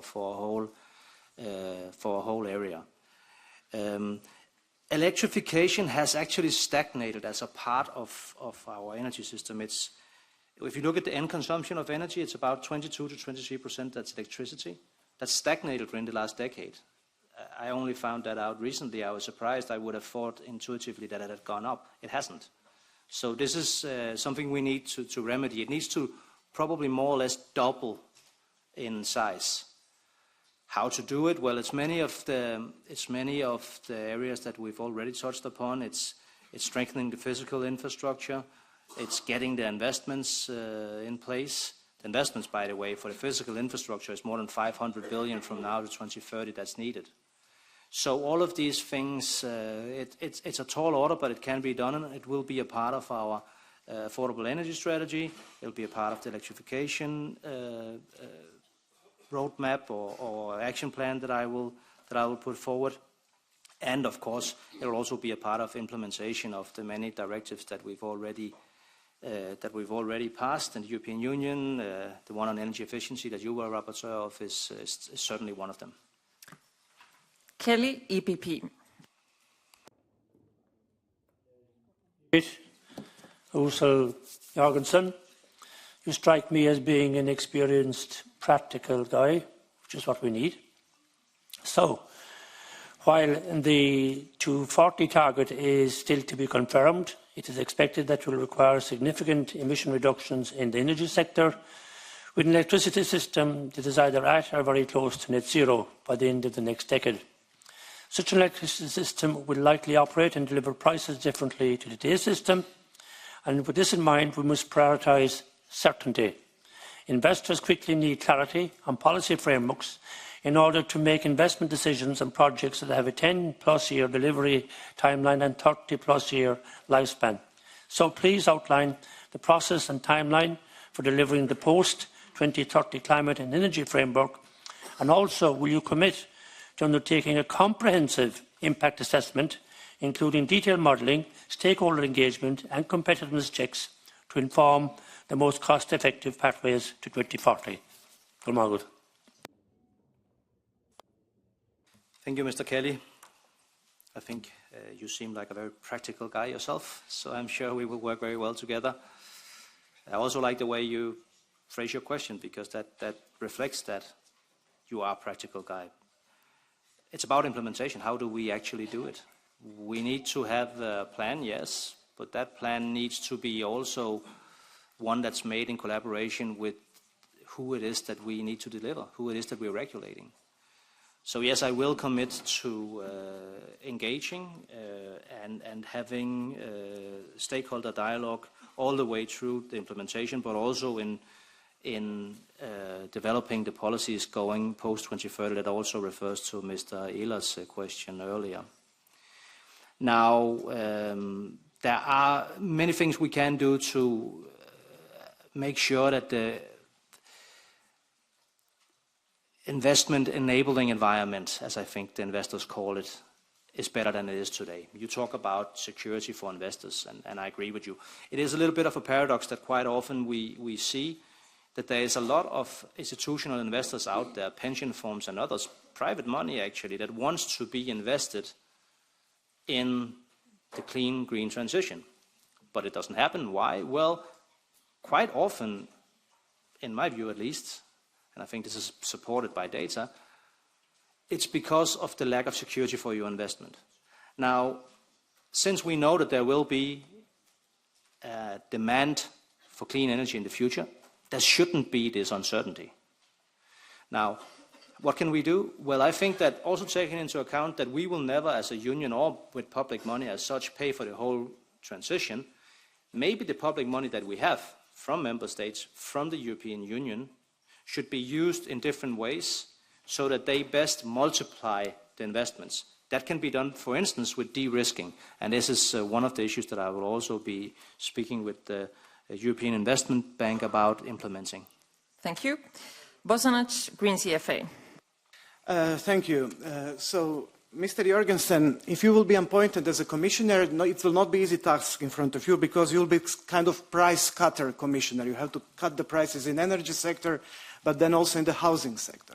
And you already recognize that the problem of short-term accommodation rental is a problem, which was alerted years ago by many of the European cities. And then the cities tried to do something, and the response from the Commission was to launch pilot infringements against the states and actually working against the cities. So my question for you, are you ready to reconsider those infringement procedures and what maybe even to end them? And are you ready also to do the structural change which you mentioned, to support the cities, not to perceive the cities as an enemy in solving the housing crisis, also in a way maybe to invest and invent new financial mechanisms such as maybe direct access of the cities to the EU funding. So are you also considering in that direction to deal with the cohesion funds? What did you call me? Price cutter commissioner? I like that already. So if I'm confirmed, maybe we'll print some business cards. Seriously speaking, you touch on some very important issues, and the short-term rentals, I did speak about earlier that there are also positive things, so I'll not repeat that. Just be mindful that I also am very, very much aware of those positive elements. But it is a problem, and you are probably right. I think most people also in the Commission will agree that probably we haven't acted fast enough on this. Now, what I will do and what I will commit to is speaking exactly with the people who are affected. So if it is true what you say, and I don't doubt that you're right, that sometimes probably even citizens will see the EU as an enemy in this, that needs to change. We need to be on the same side of the citizens in this. What makes it complicated and difficult is, of course, that what some cities in region want is exactly what other citizens in region want to avoid. This is also why there needs to be quite a bit of flexibility in how rules can be applied and how to tackle this problem. First step, I think, is very wise that has been taken, which is to make sure that we have the data that we need, that there's an obligation from the platforms to deliver the data to the countries. Also, I'm aware of the handbook that's been developed by the EU to support different actors, communities, cities, on what they can do within the rules, also with regards to the service directive. So it's not that nothing has been done, it's just that we need to step up and do more. I will depend on you and your guidance in also what that then exactly is, since, as I hope is clear now, it's not straight cut exactly what to do and how. Thank you. Abadia Robert, EPP. Muchas gracias y gracias, señor comisario designado. En un hearing como el de hoy me acuerdo especialmente de las víctimas y de aquellas personas que se han quedado sin hogar por el paso de la Dana en Valencia. En esta catástrofe y en las anteriores que hemos vivido recientemente en Europa, le pido, señor comisario designado, que en su labor no se olvide de quienes se han quedado sin lo más básico, sus hogares. Tenemos que darles respuesta. Pero me gustaría preguntarle por una situación que afecta a millones de propietarios y ahorradores en Europa. En muchos Estados miembros se está produciendo un aumento de los impagos en el alquiler y ocupaciones ilegales. ¿Cómo piensa limitar, si no eliminar, el impacto de los impagos en el alquiler en los Estados miembros y hacer frente al aumento de la ocupación en Europa? ¿Y qué medidas específicas de la Unión Europea piensa introducir para abordar las causas profundas de la ocupación? Muchas gracias.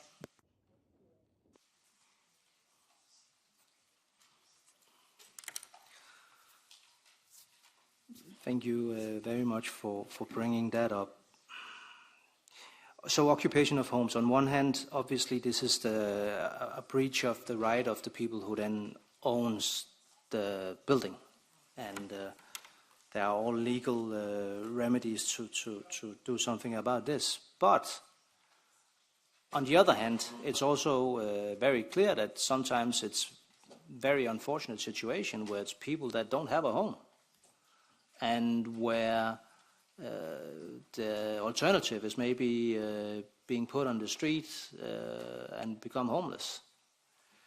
So although I do obviously respect the integrity of ownership, there are also in all European countries quite strict rules on how to protect renters And we need to make sure that if they are not implemented well, or if the rules can be better, maybe learning from other countries that has better practices, that then maybe the EU can help facilitate that.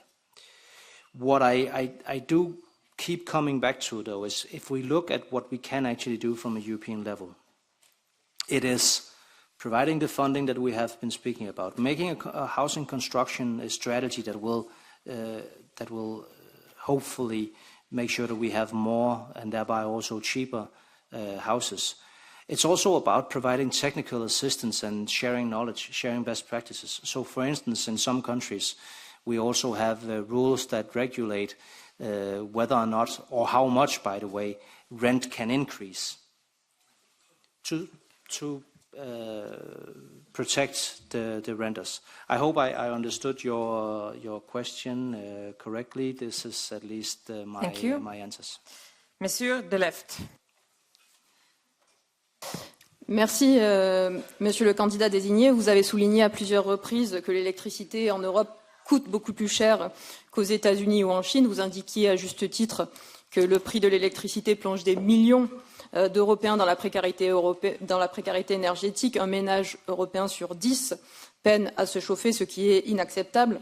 Alors, derrière, il faut qu'on ait des prix stables et au plus proche des coûts réels de production. Et pour cela, découpler le prix de l'électricité de celui du gaz, ça serait bien, mais acter l'échec de la libéralisation du secteur de l'énergie, ça serait mieux. Ainsi, la question que je vous pose, c'est est-ce que vous allez proposer une nouvelle réforme du marché de l'électricité pour aller vers davantage de régulation publique de ce secteur stratégique? Et la deuxième question, parce que vous avez abordé la géothermie, le Parlement européen s'est prononcé en faveur de cette ressource. Proposerez-vous une initiative législative sur la géothermie? Merci.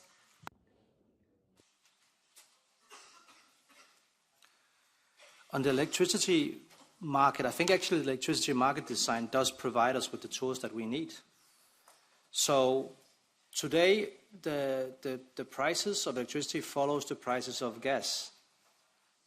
This is sensible in the sense that it's necessary to have the marginal pricing at the wholesale level. That's what makes it feasible to have new investments in renewable and cheap energy, but it's also what makes our market stable. It's what got us through the crisis. On the other hand, it does need to be like that at the retail level. And if you use power purchase agreements, contract for difference, consumer empowerment, all of these tools that we have in the market design, by the way, also recommended by Draghi, then we will be able to remedy most of those problems as I see it. On geothermal, yes, I will commit to putting forward a strategy. Today, unfortunately, that is an untapped resource. Mr. Fuglsang asked about heating also of houses. This is an area where geothermal can definitely play a bigger role in the future. As I understand it also from the own initiative report that you wrote in this house, there's a concern that maybe there's not enough access to the subsurface data. I agree with that. We need to do something about that. There's planning issues. There's financing issues. This is also one of the areas where the upfront investments are huge, but the long-term costs are potentially at least quite low. So new financing models to make sure that we can accommodate the companies that want to do it and the communities that want to be at the receiving end of this, I think is necessary. Thank you. ORI, S&D. Thank you, and thank you for remembering our conversation when I said that the three most important issues in Dublin were housing. I want to ask about homelessness and about social and affordable housing, if I might. There is an EU commitment to ending homelessness by 2030, but it's on the rise across many member states. And I'm disappointed that the issue of homelessness is not mentioned in your mission letter. So what are your proposals to ensure we can end homelessness? And in particular, how will you scale up housing first programmes? And on social and affordable housing, what concrete measures will you present to improve rental affordability and access to social housing in the short term, in particular for vulnerable groups and students? What kind of measures will you propose to protect borrowers from predatory lending? And finally, what measures from a tenant's rights perspective can you propose to enhance protections against no-fault evictions, which often leads to homelessness? Yes. You also said that you spoke more about me than your own wife. I didn't quote you for that in the speech, but it's true. You were, in fact, the first person I met in this parliament that really brought to my attention just how high on the agenda it is in your own country, but also in others. So, homelessness. We have about 1 million homeless people in Europe. This is totally unacceptable, obviously. People living without roof over their head, without the most basic of needs. Obviously, it's very complex reasons of why people end up in the street, but we need to do more. And we do have a target of totally getting rid of homelessness before 2030. Unfortunately, we're not on track. We do have a common European platform to deal with this, building on the Housing First principle that's been implemented in some member states, but not all. It's a principle that was developed in Finland, and they have very good experiences with that. It's not just about providing the actual roof over the head of the people as the first thing. It is also about that, but it's also about coupling it with social measures, with job opportunities, with creating a life for people.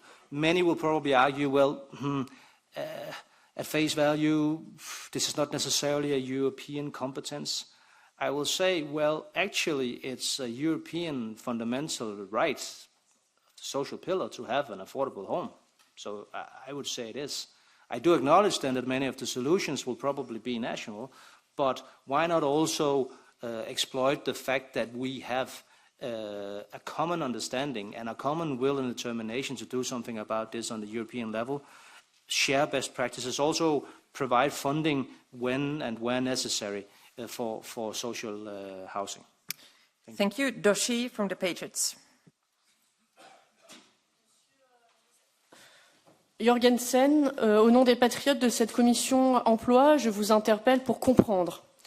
Comprendre pourquoi, face à la crise du logement qui frappe nos pays, vous persistez dans cette même direction. Pourquoi vous obstinez alors que votre calendrier est intenable? En 2010 et 2023, les loyers moyens dans l'Union européenne ont bondi de 23% et votre croisade contre les passoires thermiques précipite l'effondrement du marché locatif. Les propriétaires étranglés par des normes coûteuses renoncent à louer, privant des millions de concitoyens d'un logement et de la possibilité de vivre dignement. Alors je vous pose la question. Madame von der Leyen a récemment annoncé un plan pour le logement. Mais où est la substance? Pouvez-vous, ici et maintenant, nous en dévoiler les grandes lignes? Allez-vous enfin ralentir ce calendrier vert qui appauvrit nos citoyens et nos économies? Ou consentirez-vous au moins à accorder des dérogations aux pays comme la France, pour qui la crise du logement est devenue une urgence nationale? Les peuples européens attendent des réponses concrètes. Merci. Thank you.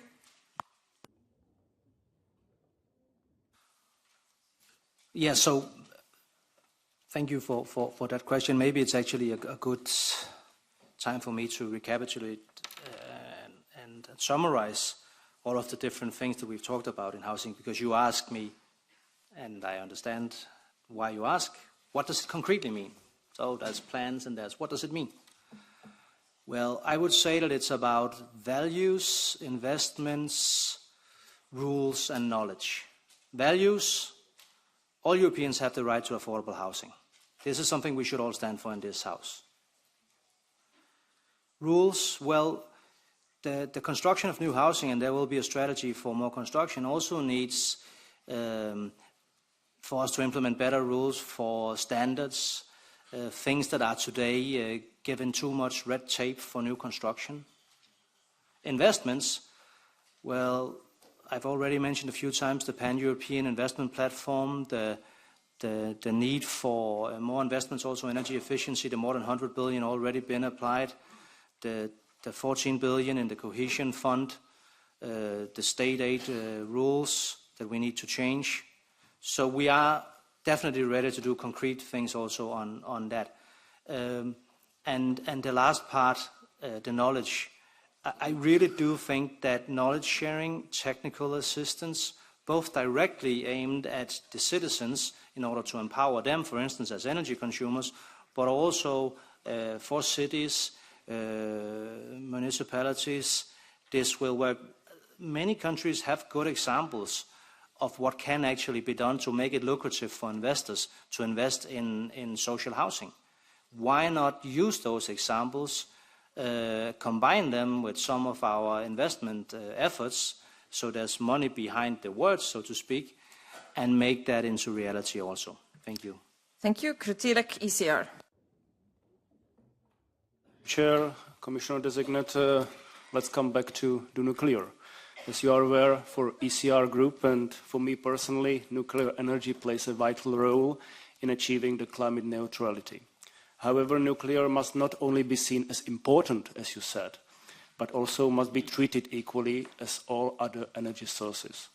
And in particular, it needs equal access to financing. Regrettably, in the EU taxonomy, the nuclear energy is perceived merely as a transitional solution, and even your clean energy investment strategy is limited only to renewables, energy efficiency, and infrastructure. I noted well what you replied to Christoph Grudler, so I will focus my question on another element. Would you support revision of the EU taxonomy in order to confirm that nuclear is relevant also in the long term and is treated equally? Thank you.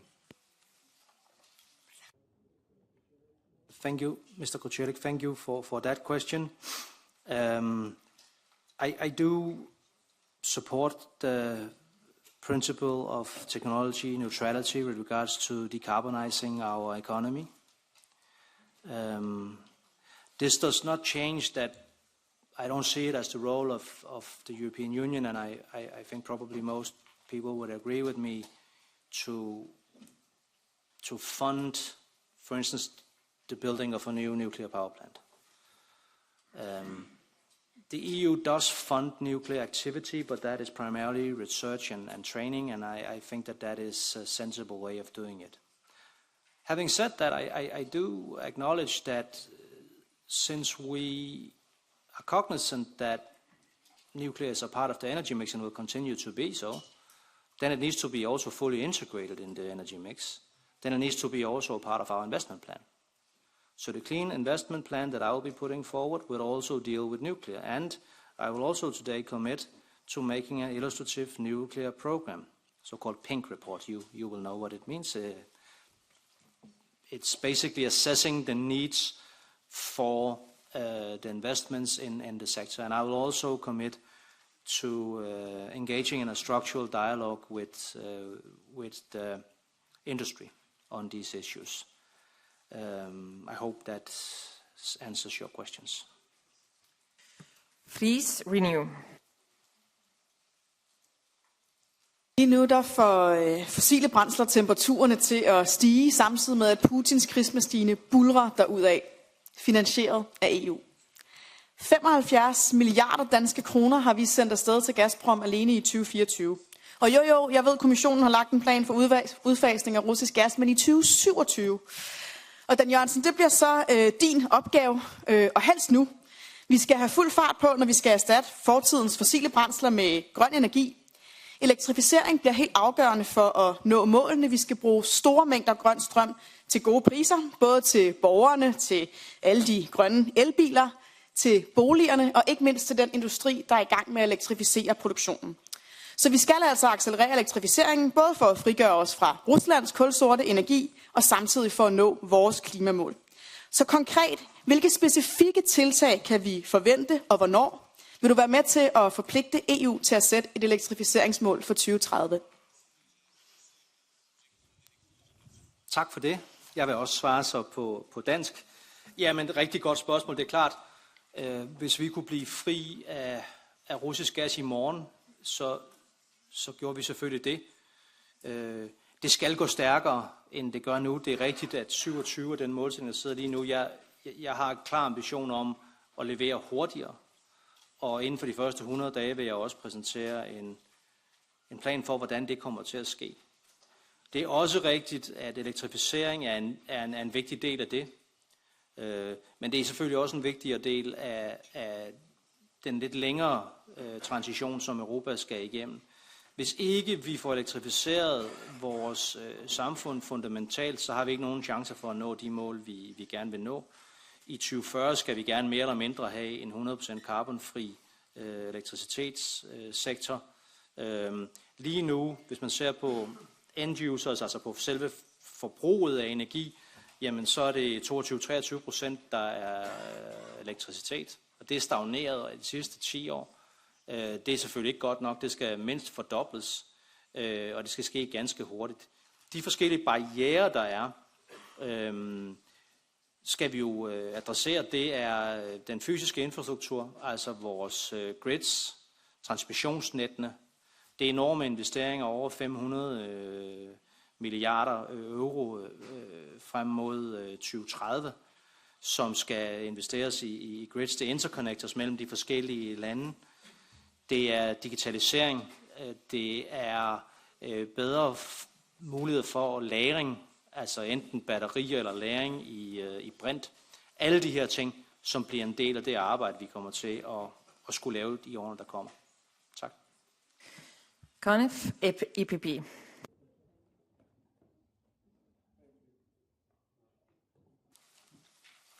Thank you, Commissioner-designate. Thank you specifically for already underlining the importance of modernization and interconnection of Europe's electricity grids. We know that poor connectivity is causing ongoing price disparities and high electricity prices, especially in Southeast Europe, and undermining competitiveness and consumer affordability in countries like Greece, Bulgaria, or Romania. However, progress of interconnectivity is hindered by significant financial needs. Estimates suggest up to 63 billion needed investments annually. And meanwhile, we see that only a third of the available funds from the Recovery and Resilience Facility have been deployed so far. In light of these challenges, could you outline how you envision the future multi-annual financial framework supporting investment in grid interconnectivity, especially for Eastern Europe, while protecting consumers from potentially high costs? Thank you. It's clear that southeast of Europe experienced some big problems this summer. Unfortunately, this is what happens when a heat wave hits in the combination of different factors. Not enough interconnectors, not enough storage facilities, not enough planning of maintenance. So there's no free flow, rational flow between countries of energy. What the Commission did was try to help facilitate and advise the countries with the immediate effects for the citizens. But already on the short term and on the long term, we need more structural change. Interconnectors is a part of the solution, and the interconnector that will be finalized, if I'm not mistaken, in April 25 between Portugal and Spain will lead to a capacity increase of 3.2 gigawatts. Later, there's one coming between France and Spain, the Biscay Bay project, with an even higher gigawatt. So this will be part of the problem that is specifically directed towards that part of Europe. Then you ask about the new MFF. Difficult for me to answer, obviously, since this is to be negotiated. What I can say is that I hope everybody reads the Draghi report, because there's pretty clear where we need more investments.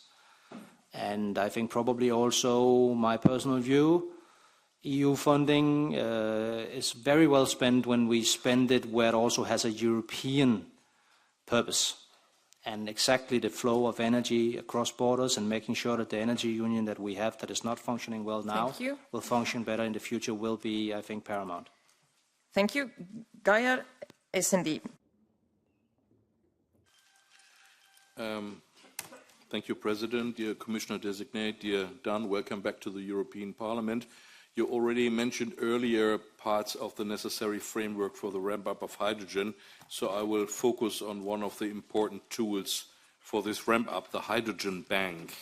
How will you ensure substantially more financial resources for the hydrogen bank with regard to supporting domestic production and imports of hydrogen? And what measures will you take to ensure the adequate functionality of the external dimension of the hydrogen bank and an active climate and energy diplomacy in order to diversify and secure supply? Thank you. Thank you. One of my not old friends, but friends for a long time. Also old, okay, maybe. You raise a very important question. So the hydrogen bank is obviously under responsibility of my colleague, Commissioner Hoekstra. There's no doubt that we need to keep monitoring the auctioning criteria. And as I see it, the way that it is working now is going in the right direction. We have progress, and it is in fact living up to what we wanted to, but maybe not fast enough. Now, whether or not that is because of the way that we have set the rules, or if it refers to the problems that I mentioned earlier, which is that we also need the market to start working. And both the suppliers and the demand side needs to be mobilized. I think probably it's a little bit early to say. What I will say is hydrogen is such an important part of the puzzle for us to have a functioning, integrated, clean energy system in Europe that we cannot afford to not have 100% focus on speeding this up. We need to ramp up the production, so up in scale, down in price, better transport, create an actual market, and the hydrogen bank is indeed an important part of that. Thank you. Moratti, EPP. Chair, thank you, Commissioner Designated. What do you plan to do to address the shortage of skilled construction workers? And how would you ensure that the administrative burden on companies in the construction industry, in particular SMEs, kept to a minimum in order to create more favourable conditions for a rapid provision of new energy-efficient and affordable housing? And what concrete measures at the EU level would you apply to promote public-private partnership? And do you plan to reduce unnecessary burden, energy efficiency burden, to reduce the cost impact on households? Thank you. Thank you. You pose, Mrs. Moratti, a lot of very important questions. Probably I will not be able to answer all of them, but in the time that I have. But the burden reduction with regards to energy efficiency measures is not one that we've touched on. We've spoken a lot about burden reduction as such, mostly for industry, but it's also important with regards to energy efficiency. And actually, it's an integrated part of the Energy Efficiency Directive. That it needs, it's a cornerstone in this directive that it needs to reduce the burdens. And with regards to energy efficiency measures and how they help bring down bills and costs of homes, obviously, we've spoken a lot about the fact that you can bring down the bills of heating a home, bring down the electricity bills. That's important. But one thing that hasn't been mentioned now as a success story is the eco-label system that we've introduced in Europe. This has led to billions in savings for consumers. Hundreds of euros per household on average every year. So that is one example of many of things that we do that actually, bottom line, makes the economy of our citizens better. But as I've said a few times now, and something that I really stand by, we need to acknowledge that there is a risk that some people will struggle finding the finance to do what is necessary for them to do. I will argue, though, that that's not, so yes, it's European Union law that will make sure that it will actually happen because countries need to implement. But these investments are also good for the normal family in Europe because it'll bring down their bills and it'll make their house more affordable to live in and so forth. they just need the help to actually make the investment. And I'll also be talking, of course, to actors on the financial market on how to make sure that we have the right products to facilitate that. Thank you. Benova from Non-Attached. Ďakujem veľmi pekne, pán komisár. Máte pred sebou ťažkých 5 rokov. Vidieť to aj z otázok, ktoré dostávate a ja vám veľmi držím palce. Bude to totiž ťažkých 5 rokov nielen pre vás, bude to ťažkých 5 rokov pre nás, pretože my sme v prvom rade zodpovední svojim voličom. Preto budeme od vás očakávať, že to, čo naši voliči očakávajú od nás, budete vy v spolupráci s nami naplňať. Dovoľte mi teda aspoň k jednej téme, ktorú považujem za určite rovnako dôležitú ako ostatné, ale myslím si, že práve pri dnešnom hearingu jej chcem dať väčší priestor. Podľa signálov trhu a odhadov samotnej Európskej komisie budú ceny energií v najbližších rokoch rásť vrátane nákladov na bývanie a prenájom. Zaujímalo by ma, ako zabezpečíte alebo ako zabezpečíme, že dostupné energeticky efektívne bývanie bude realitou pre všetkých. Že nebude len luxusom pre skupinu našich majetnejších spoluobčanov. Ďakujem. Mr. Jørgensen. Thank you, Mrs. Benova. I think probably the reason why there's been a lot of focus on the vulnerable is that I assume that the people that asked the question, and certainly myself, we feel a special responsibility for the most vulnerable, as I'm sure you also do. But I also want to make it perfectly clear that bringing down the costs is for whole of our societies. It's for the industry, our competitiveness, our companies. If our companies do not compete, create jobs and growth, all of us loses. It's the prosperity of our societies. And it's about the energy bills of all homes and all houses. And when I say what I think we should do, it's not just words in a speech or on a piece of paper. It's building on things that's already being done. So, for instance, the deployment of renewables, well, we are doing that very fast now. For the first time ever, the first 6 months of this year, there's more electricity generated from renewables than from fossils.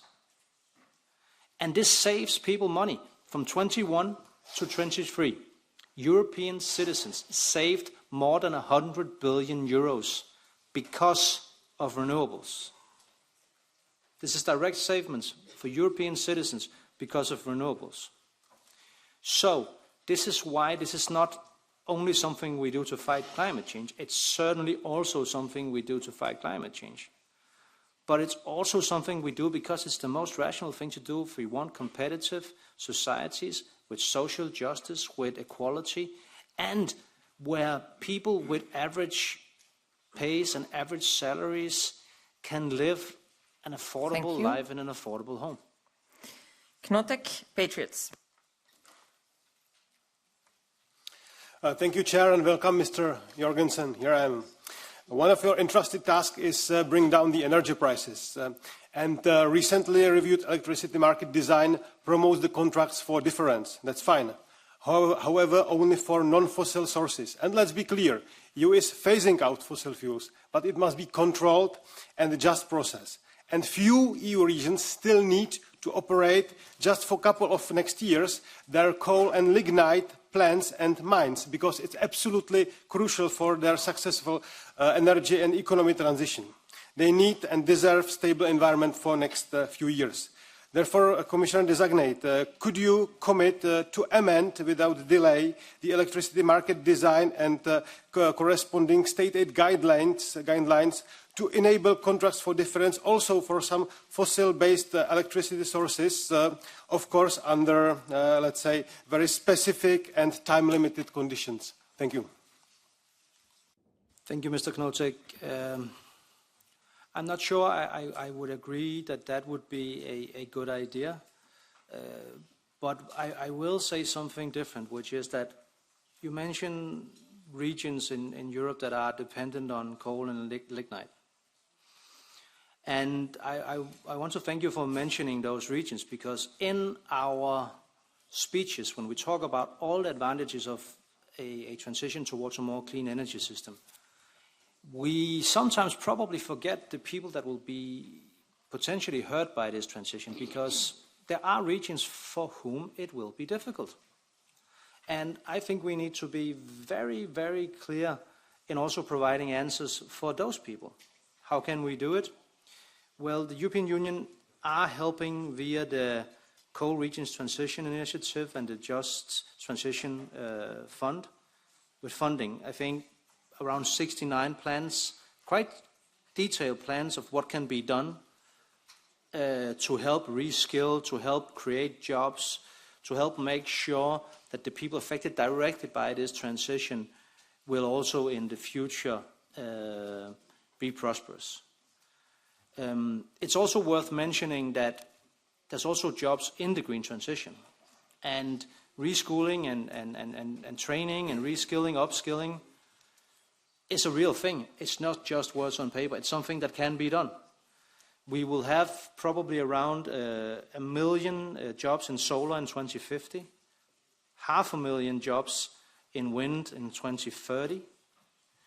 And many of those jobs will be able to be occupied by people that are today working in a fossil industry.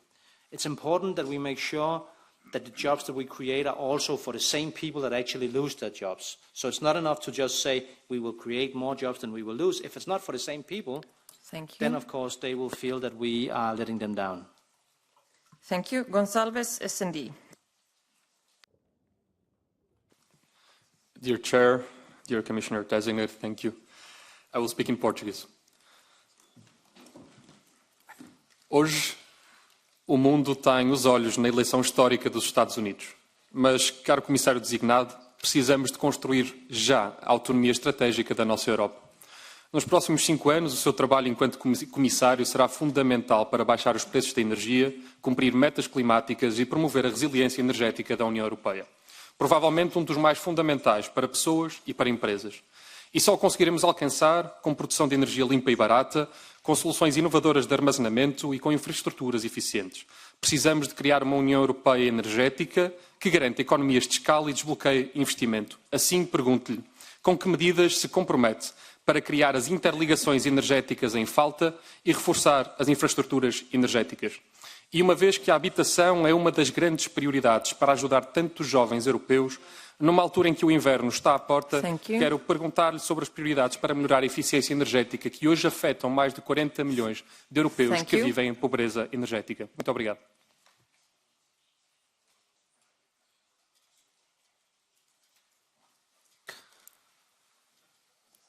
So the question about physical infrastructure of our transmission has been probably one of the ones that's been raised the most, and I totally understand, and thank you for also mentioning it. Because if we don't have transmission, there can be no transition. And the needs are huge. So maybe, in order for me to not repeat what I've already said, I'll try and offer a new perspective. It's not only about strengthening and expanding. That is certainly necessary. But it's also about making a system that's smarter than the one we have now. So combining this with digitalization, so smart meters and smart grids, will be extremely important. It's also about exploiting the fact that we have millions of people in Europe that have their own batteries that could be a part of the collective battery for our societies in their cars.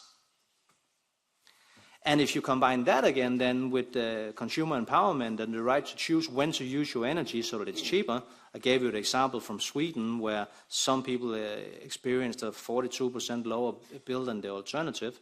If you combine all of these things, we really can make a much more competitive, a much more flexible energy system with, by the way, a lot of also energy security in the sense that we don't have blackouts. Because when we talk about energy security, we often talk about it with regards to not being dependent on imports, but energy security in the other meaning of the word, deals with the fact that people need to be sure that they have reliant energy sources. This is at least as important as the price. Thank you. Nikiel, EPP. Dziękuję bardzo Pani Przewodnicząca. Szanowny Panie Komisarzu, mam nadzieję, że Komisarzu, patrząc na Pana bogate dossier polityczne, jestem przekonana, że jest Pan doskonałym kandydatem na te bardzo trudne sprawy. I zapewne Pan wie, jak zróżnicowana sytuacja energetyczna jest w poszczególnych państwach unijnych i historia transformacji energetycznej w tych państwach. Dam tylko przykład dwóch krajów, pańskiego i mojego. Kiedy Dania w latach 70. odchodziła już od paliw kopalnych, mój kraj był na długiej ścieżce w walce o niepodległość i wolność. I cała energetyka była oparta o paliwa kopalne. Bardzo dużo w tej kwestii już zrobiliśmy, ale wymagamy specjalnego wsparcia dla transformacji energetycznej w naszych krajach, tak żeby ceny energii nie zabiły przemysłu energochłonnego, zwłaszcza przemysłu energochłonnego, małych i średnich firm, a z drugiej strony, żeby nie zwiększały ubóstwa energetycznego. Dziękuję.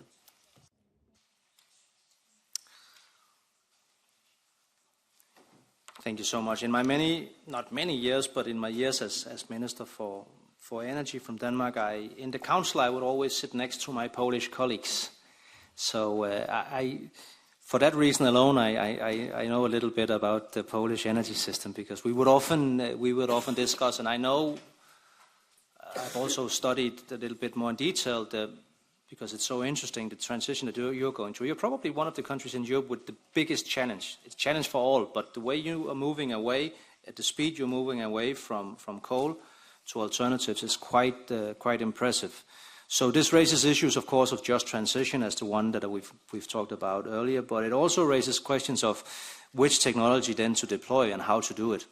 And there's no doubt that a part of the industries that you have that are very dependent on that are very energy intensive, you need to look at them probably with a little bit different and more focused eye than the system as a whole. And excuse me if I'm becoming a little bit detailed, but I've spoken about these things in more general terms so much today that maybe it's okay if we move in a little bit on some of the practical solutions.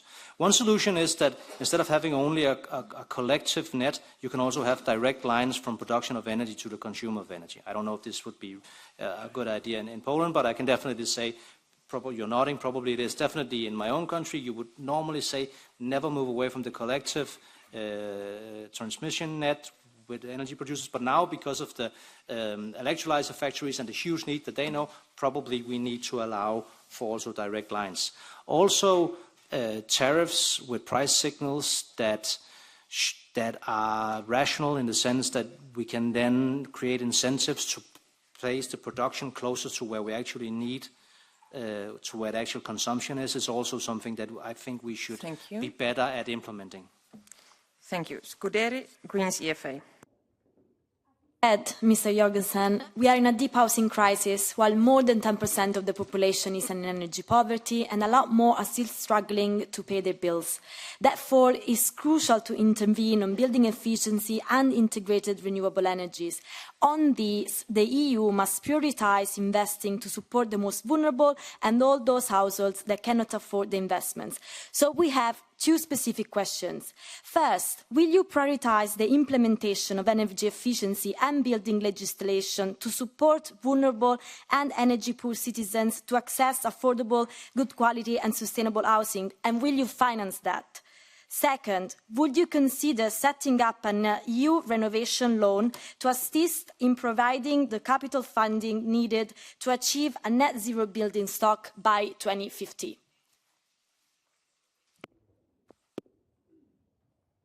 Thank you. So, on the funding of the energy efficiency, specifically targeted the most vulnerable, there's no doubt that this is something that needs to be a part also of the affordable energy package and the investment part of that package. And working with the EIB, that has experience in this on making the pan-European platform, that I will make that definitely a priority. Already, the EU has allocated more than 100 billion euros for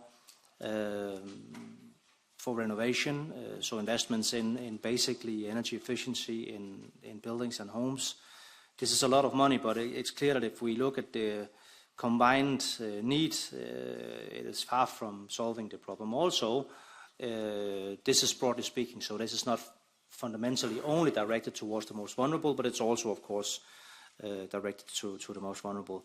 What exactly we will end up proposing in terms of models and tools for investments in the investments plan is probably too early for me to say, but I'll be happy to work with you on your idea. I'm not sure I understood 100% what you meant, but maybe we can have a dialogue on that if I'm confirmed later, because I do think we need to listen to all good ideas. It's about de-risking. It's about making sure that the public money that we have are actually then making a difference. Since the public money, whether it's EU or national money, will never be enough, it's only a fragment, then we need to make sure that it then actually then leads to multiplying investments and serve not only in its own right. Thank you. Van Dijk, ECR. Ik spreek Nederlands.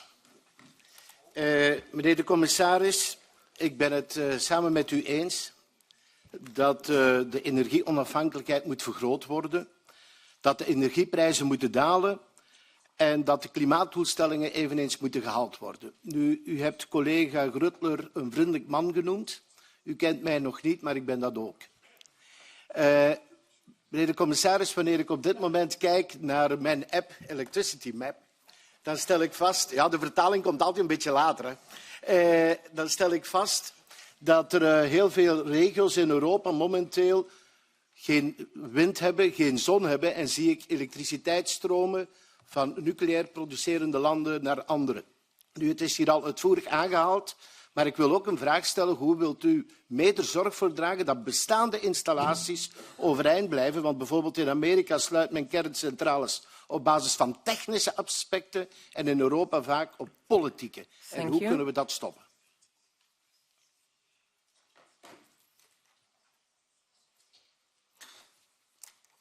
I don't have an app like that, but when I served as energy minister in Denmark, I had by my desk I had a real-time screen showing how much wind were produced and when we would export and import. So there we would see, and this will probably make you happy. So I would of course be looking at all the offshore wind turbines and how much we produce, and in a good day we would produce 137% of what we need. So the green energy would go to other countries. But on a bad day, we would be importing nuclear energy from Sweden.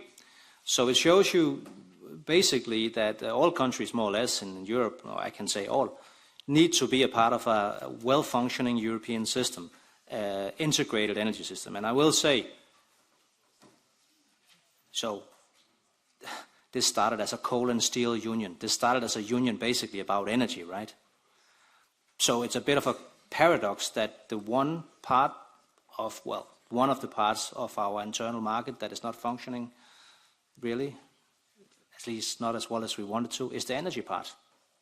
So setting aside the energy mix, even though that's important, I think we can all agree that we do need to break down the barriers. So there's some legislation, there's some rules, there's some decision that needs to be made, but there's also some physical infrastructure that's simply not there. And this is why we have curtailment. This is why we have use of our energy that's not flexible enough, and thereby also increases the prices, because flexibility is not only about security of supply. Flexibility is also about bringing down the prices by using the energy when it's cheapest. Thank you. Thank you. Devo Renew. Oui, merci, Monsieur le Commissaire désigné.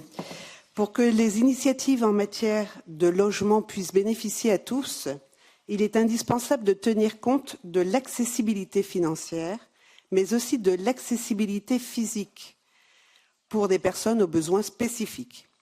Quelles mesures concrètes envisagez-vous pour promouvoir le développement de logements bien adaptés aux personnes à mobilité réduite, par exemple les personnes âgées, dans un contexte de vieillissement de la population européenne, mais aussi en situation de handicap. Je vous remercie.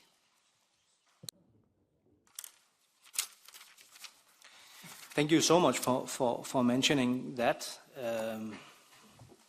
We've talked about vulnerable groups today, but I think it's fair to say that most of the time when people have talked about vulnerable groups, it's been related to income.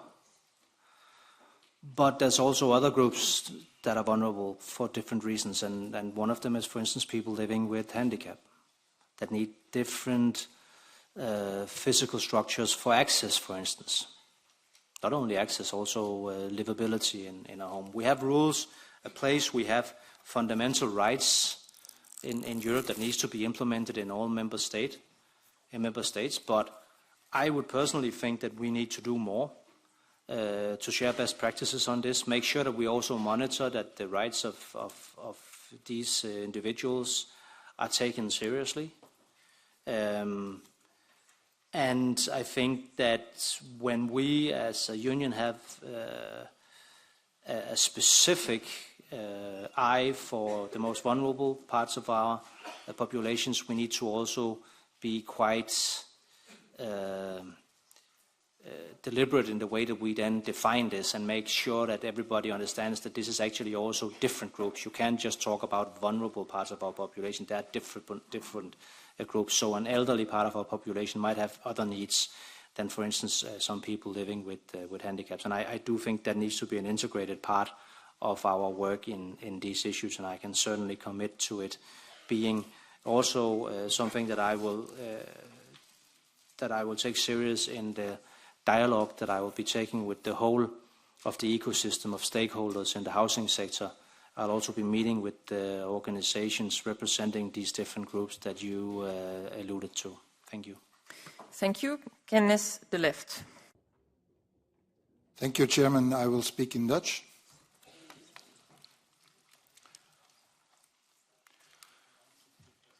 Commissaris, de noodzaak van publieke controle over de energiesector is urgenter dan ooit. De grootste staalproducent van Europa, ArcelorMittal, dreigt zijn productie uit de Europese Unie te verplaatsen, deels vanwege de torenhoge energieprijzen. Dit brengt duizenden banen in gevaar. De problemen in de staalindustrie weerspiegelen echter een breder probleem. De liberalisering van de energiemarkt heeft geleid tot instabiliteit en hoge prijzen, waarbij winst boven duurzame oplossingen gaat. Daarom 2 vragen.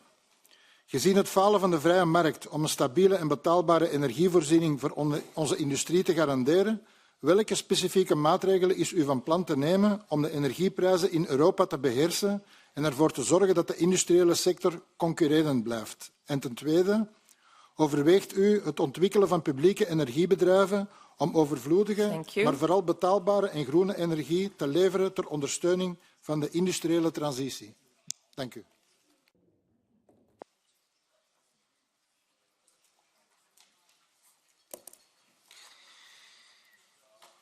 Yeah, so you state that the market has failed.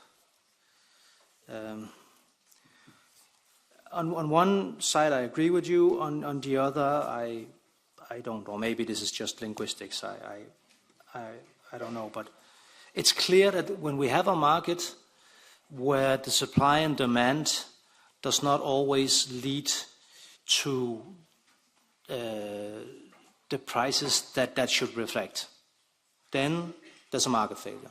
Now, that can be due to speculation. I suspect that it probably is, and this is why the reform of the REMIT regulation is so important, and this is why it's good that we've given ASA better competencies to deal with this, and we have 345 pending cases now. But the market is also sometimes challenged because we make decisions that are political. Excuse me, is there a problem with translation? In French, I'm sorry. That's okay. So we make decisions that are political and even moral that leads to us needing the market to help us solve the problems. So when we decide to fight climate change, it's not something the market tells us to do. It's something we decide to do. We then need to make our decisions and make the rules in a way that the market serves us in doing that. Does that always work? Clearly not. This is why state aid is sometimes necessary. This is why EU funding is sometimes necessary. When we in Denmark built the first offshore wind farm in the world back in 1991, I can assure you the markets were not eager. Everybody said that's way too expensive a way of making energy. But because we supported it and others followed, today we have a market where offshore wind can compete in price with even coal. So that's an example of the market not working, but because we then took political action, now we're in a situation where the market is actually working for renewable energy, especially offshore wind. I don't think we disagree. I'm just being a little bit polemic here because it serves my point. Thank you. Thank you. Thank you very much. We've just finished the second round, so let's start the third one. We've got 4 invited committees, and on behalf of ENVI, the chair Antonio De Caro. Parlerò in italiano.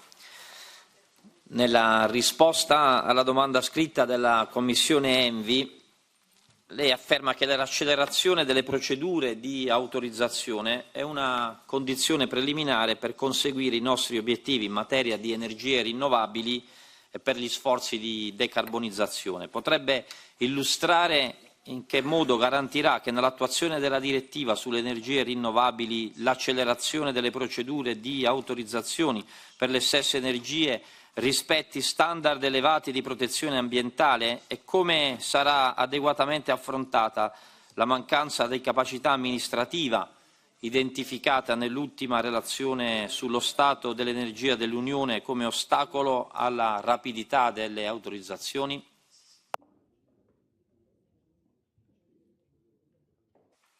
Thank you. So I used to serve in the ENVI committee for almost 10 years, have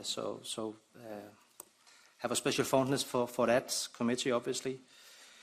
And thank you for bringing up the necessity to find, again, the balances. So our environment, our nature, is also dependent on us having a clean energy transition. If we don't fight climate change, then our nature and our environment will also obviously lose out. This is clear. On the other hand, it's also clear that the fact that we're going through this transition should never be an apology to then just leave aside any concerns for our nature and our environment. So when I talk about speeding up, I don't talk about compromising the protection of our nature. I talk about making it with less burdens, doing it faster. Sometimes there are good reasons for things taking the time they take, but often they are not.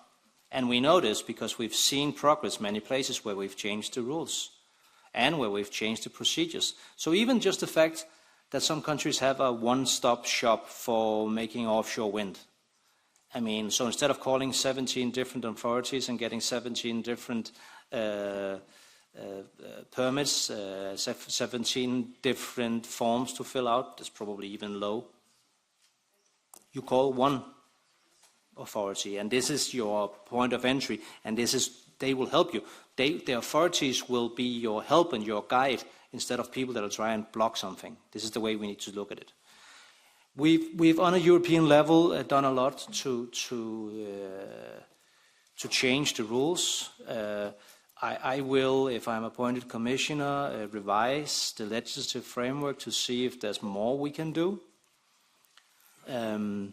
Again, for it to take 4 years on average to get a permit for onshore wind, sometimes up to 7 years, 3 years on average to get a permit for solar, 7 to 10 years sometimes for offshore wind.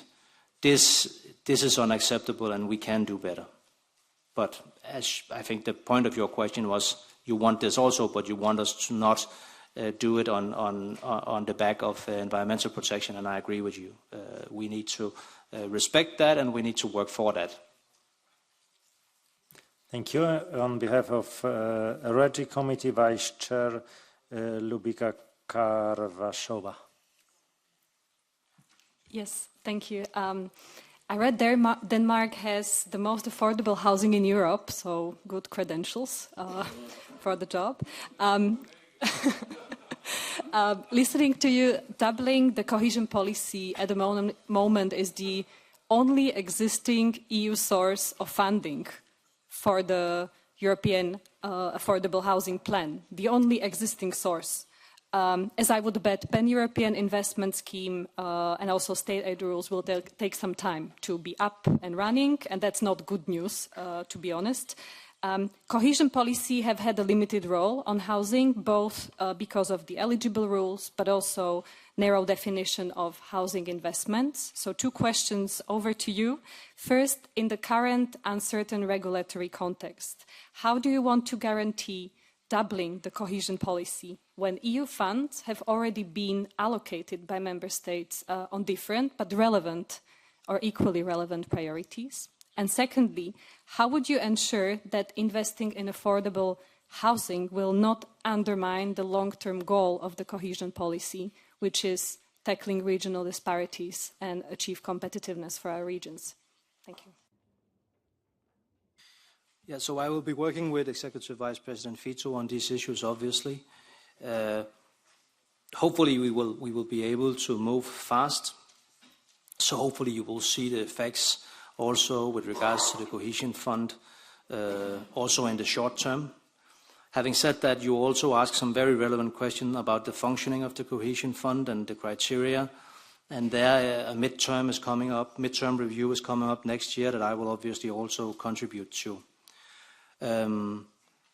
You asked more broadly also about financing, implying that, I don't know if you were implying that, but I heard it as if you were implying that maybe this would not be enough. And if that was what you were saying, I certainly agree. This is also why the Pan-European Investment Platform that we will be making in collaboration with the EIB will be extremely important. Be reminded that no matter how much money we are able to find of public money, it can only always be a help to mobilize more private money. Because the need for investments in new housing to create affordable housing, to make sure that the supply is where it needs to be on European level is so big that I don't think anybody imagines the European budget will carry that burden alone. Having said all of this, there are of course also other things we can do, other tools, which has to do with changing rules that will then make it possible to mobilize more money. And many of you have asked about the state aid rules, and therefore I'll also just repeat again that it definitely is one of the things that we'll be looking at from day one with Executive Vice President Teresa Ribera obviously leading that work. Thank you. Time for the chair of IMCO, Anna Cavazzini. Yeah, dear Commissioner Designate, on behalf of the IMCO committee, I would like to ask you 2 questions or 2 set of questions. In your written answers to our committee, you basically said and underlined that the new strategy for housing construction in the single market will include a precise set of actions. You mentioned the development of new product standards, the digitalization of the procedures, dissemination of best practices, of course, and the improved access to construction services. Can you be a little bit more specific and give further information on the operational measures that you envisage and also on the timeline? And secondly, as you know, and you mentioned it already, IMCO in the last term did the short-term rental regulation that will provide more data on short-term rentals. And a lot of colleagues mentioned today the problematic parts of it. You highlighted in your written answers that short-term rental services market trends can affect affordability of housing of local population. In light of this, have you already identified any systemic issues with housing rentals, envisaged concrete ideas how to tackle them, and how do you envisage to include stakeholders in that?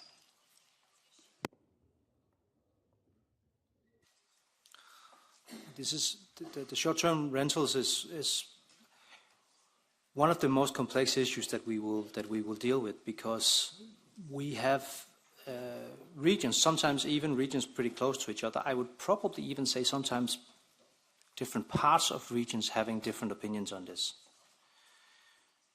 Because we need to be mindful that these platforms also have good things. They lead to more flexibility in tourism. Sometimes they will even lead to people being able to afford the home that they live in because they can rent it out sometimes. So it's also a part of the market of services. But on the other hand, and this is what really concerns me, it has led to prices rising in cities so that people need to leave their homes in order to give room for short-term rentals. I mean, this can never be acceptable. And although it is today possible for many member states to do something about it with tax incentives, with regulation and so forth, still it's also very clear that many regions, mayors, even governments are lacking the specific tools, they're lacking guidance, they are sometimes probably even afraid that they will breach European rules. So I want to make it a top priority for the Commission, as fast as possible, to look at, one, how is it going with the implementation of the legislation already approved that will lead to much more transparency and the data that we need, which is first step, for instance, if we want to make other rules for taxation nationally. And two, is there anything more we can do? I will definitely promise you that this is one of the issues that will be very high on my agenda. Last but not least, the chair of Econ, Aurora Laluco. The floor is yours. Thank you, Chair. Dear Commissioner Designate, on behalf of the Econ Committee, to question your mission later ask you to focus on attracting more private and public investment and to cooperate with the European Investment Bank in this regard to establish a pan-European investment platform for affordable and sustainable housing. Would you be able to already outline some key aspects of your approach to attracting investment, including the cooperation with the EIB and some core characteristics of the platform? And second question, how can you ensure investment reach vulnerable households and micro-enterprises, as mentioned in your written answer? Thank you so much. Yes. So the EIB already has some experience and are providing between 1 and 2 billion in funding for social housing already now. So they have experience and we will be building on those initiatives. We also have some experience in different EU funding where, even though it hasn't been the main purpose, it's been one of the purposes to provide better accessible housing. So we will, of course, be building on the different experiences that we have. We will also be including other actors. So this is not only the EIB, there's also other financial actors out there on the market that might be interesting for us to listen to. And we will need to talk to the whole ecosystem of the stakeholders in the housing sector, not only the ones actually providing the funding, but also the ones benefiting, hopefully, from the financing. Because if we don't do that, we risk running into barriers when actually implementing what we need to do. Another principle that I want to mention is the principle of de-risking. Because again, the EU will never be able to, just as national funding will never be able to bridge the enormous gap that we have right now with regards to lack of funding. But we can, with the substantial amounts that we have, leverage a lot of private funding if we do it in a smart way. And de-risking of investments here is definitely one of the tools that we need to look at, especially if we're looking at bigger institutional investors that has a long-term investment frame. Then maybe it's not that difficult to put in place different frameworks where we can actually hopefully attract a lot of money, especially if we combine it with clean energy and energy renovation, which is also attractive to investors like that. Thank you, and let's move to the final round, and this is the time for the left and Mr. Oliveira. Obrigado, Presidente. I'll speak in Portuguese. Sr. Jørgensen, as políticas propostas para a habitação e energia não correspondem ao que é necessário. A falta de habitação não é só um problema de pobreza ou de exclusão social. É um problema que atinge milhões de cidadãos que não conseguem encontrar habitação a preços acessíveis, e ele não se resolve com medidas para aumentar os lucros do setor da construção ou a rentabilidade dos fundos de investimento imobiliários. Os preços elevados na energia e nos combustíveis são um problema para as famílias e as pequenas e médias empresas, e ele será ainda mais grave se avançarem políticas de maior liberalização do mercado e de favorecimento das grandes empresas do setor. O que aqui trazemos é uma alternativa. Na habitação propomos a criação de financiamento adicional e específico da União Europeia para que os Estados-membros possam aumentar a oferta pública de habitação. E defendemos também a redução das taxas de juros fixadas pelo BCE. Na energia é preciso reverter a liberalização do mercado, regular e fixar preços e promover a eficiência energética e um maior aprovisionamento energético a partir de fontes renováveis, privilegiando os recursos endógenos de cada país.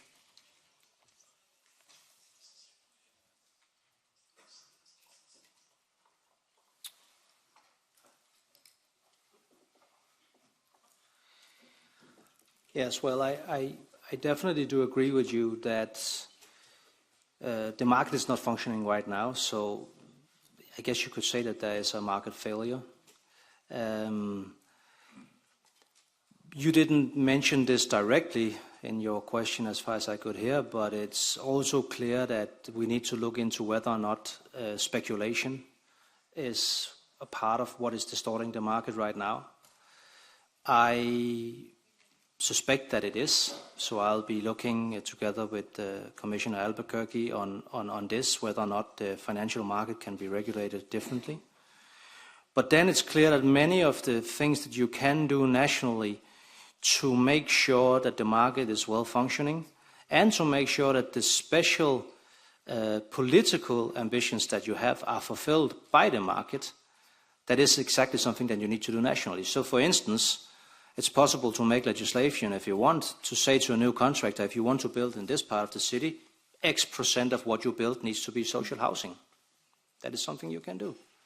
There's also countries that have legislation that prevents the rises of rents to go over a certain level, for instance, in connection with renovations. Again, a best practice that some other countries might want to apply also. On the funding part, I think I have answered that extensively before, but I'll be happy to repeat that the European Union will never be, even if we spend all of our budget, that will not solve the problem in Europe. But since we're not going to spend all of the European budget on this, even though we are going to allocate money, also more in the future than we are now, we need to spend them very wisely. So we need to spend them directed at what it is that we want to achieve, and we need to spend them in a way that makes sure that this is not just €1 spent, but it's €1 spent that will then generate 3 or 4 or 5 euros. Hopefully that is possible. It's not something that's unknown to the market. We know of these principles also in huge energy infrastructure investments, so hopefully that can be used also in the housing sector. Thank you. Greens and Jutta Paulus. Thank you very much, Chair, and thank you, Commissioner Designate, for being with us today and answering all our questions. And thank you especially for your commitment to propose new targets for renewables and energy efficiency post-2030, because this is what we urgently need, and also to end Russian energy imports as soon as possible. Do you commit to include uranium imports from Russia, Russian technical support for European nuclear power plants, Russian participation in fusion research project ITER, and nuclear waste exports to Russia? my question is also, how does the commitment to lower energy prices fit in with new nuclear power plants, which are 3 times more costly than renewable energy? And given the long building time for nuclear power plants, how do you envisage they are supposed to significantly contribute to our 2040 climate targets, taking into account that even when doubling the originally envisaged lifetime, many existing nuclear power plants will be off-grid by then? May I suggest that you go into a room with Mr. Grüttler and then you sort it out? And then tell me what the compromise is. No, but this shows you, of course, the polarization of the debate. I have to correct one thing. I did not promise a target on energy efficiency post-2030, but I did say that I will work for one on renewables. We will, of course, have to look at the impact assessments and stakeholder dialogue on energy efficiency to see what to do better there, but I'm not sure a new target is the right. I'm not excluding it, but I'm not sure it's the right thing, whereas I do think on renewables, it is clear that that will be a good way to work. On the nuclear fuel that you mentioned, I don't think we've spoken about this today, because that is also a real problem. So we speak about being independent of Russian gas, yes, but we also get nuclear fuel from Russia. So we need to diversify that. And in the process of making a new strategy for SMRs, maybe that's also good to be mindful of.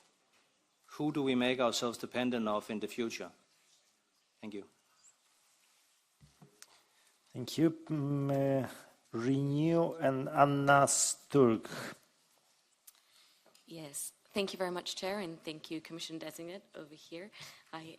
You've mentioned yourself the importance of massive investments in physical infrastructure, and we've touched on interconnectors and transmitters, but we haven't touched as much on energy storage and particularly on distribution grids. Now, the Commission itself in the Grid Action Plan has acknowledged the significant role of distribution grids for the European energy transition, thereby the increasingly European nature of this issue. Now, there's estimates that around 425 billion euros are going to be needed by 2030 for investments in distribution grids alone. So my question is, and I'd like to ask you to answer as specifically as you can, will you revise the 10E regulation to introduce something of a 10E light to make investments in distribution grids possible, or introduce another new budget line to help these investments? How will you enable the mobilization of private investments, of anticipatory investments that are needed here? And what other steps are you willing to take to enable these investments? And a cheeky side question, yes or no, will you propose a storage target? Yeah, so I'm not able to give you the answers that you were probably hoping for, but I do agree with your analysis, and I do agree with where we need to go. So it's true that we haven't spoken that much about storage. Storage is also a very complex issue, since this covers both storage in the form of, for instance, batteries. And even that is complex, because that's also huge, big-scale batteries, and it's the batteries that we have in our cars, in normal homes. How do we make sure that we have an energy system that takes these things into account? Storage will also be hydrogen. So when you have energy production that succeeds what your demand is at certain times of the day, when we have electrolyzer capacity at a level where it's feasible and rational, you can then exploit that and then store the energy, and by the way, transport it as hydrogen. That'll probably be as ammonia, but nonetheless, that can be done. It'll also help us decarbonize other parts of our energy systems. So these are parts of the challenges that we are facing there. On the huge investment needs that you talk about, most of this needs to be private financed. And there could be public money engaged in this, yes, but that will then be primarily, in my view, and I think most member states will agree, when it's directly targeted and not making the electricity prices go up. Because right now, the prices of an energy bill is composed by three things: the price of the energy from the retailer, the taxes and levies, and the transmission costs. And imagine a situation where we actually manage to get down the prices because we do something about the taxes, more or less up to the member states often, and we do something about the deployment of more renewables and energy efficiency, which we're hoping to, but the prices don't go down because the transmission costs go up. This will, of course, not be the right way of doing it. Now, the reason why probably it will be possible to find, I would assume, private financing here is also because it's a pretty safe investment. It's long-term investment, but it's pretty safe. And the way you'll get the money back is, of course, via the tariffs, taking into account the responsibility that I just talked about with not raising the tariffs. But if you have a long-term payback, then that can be part of the solution.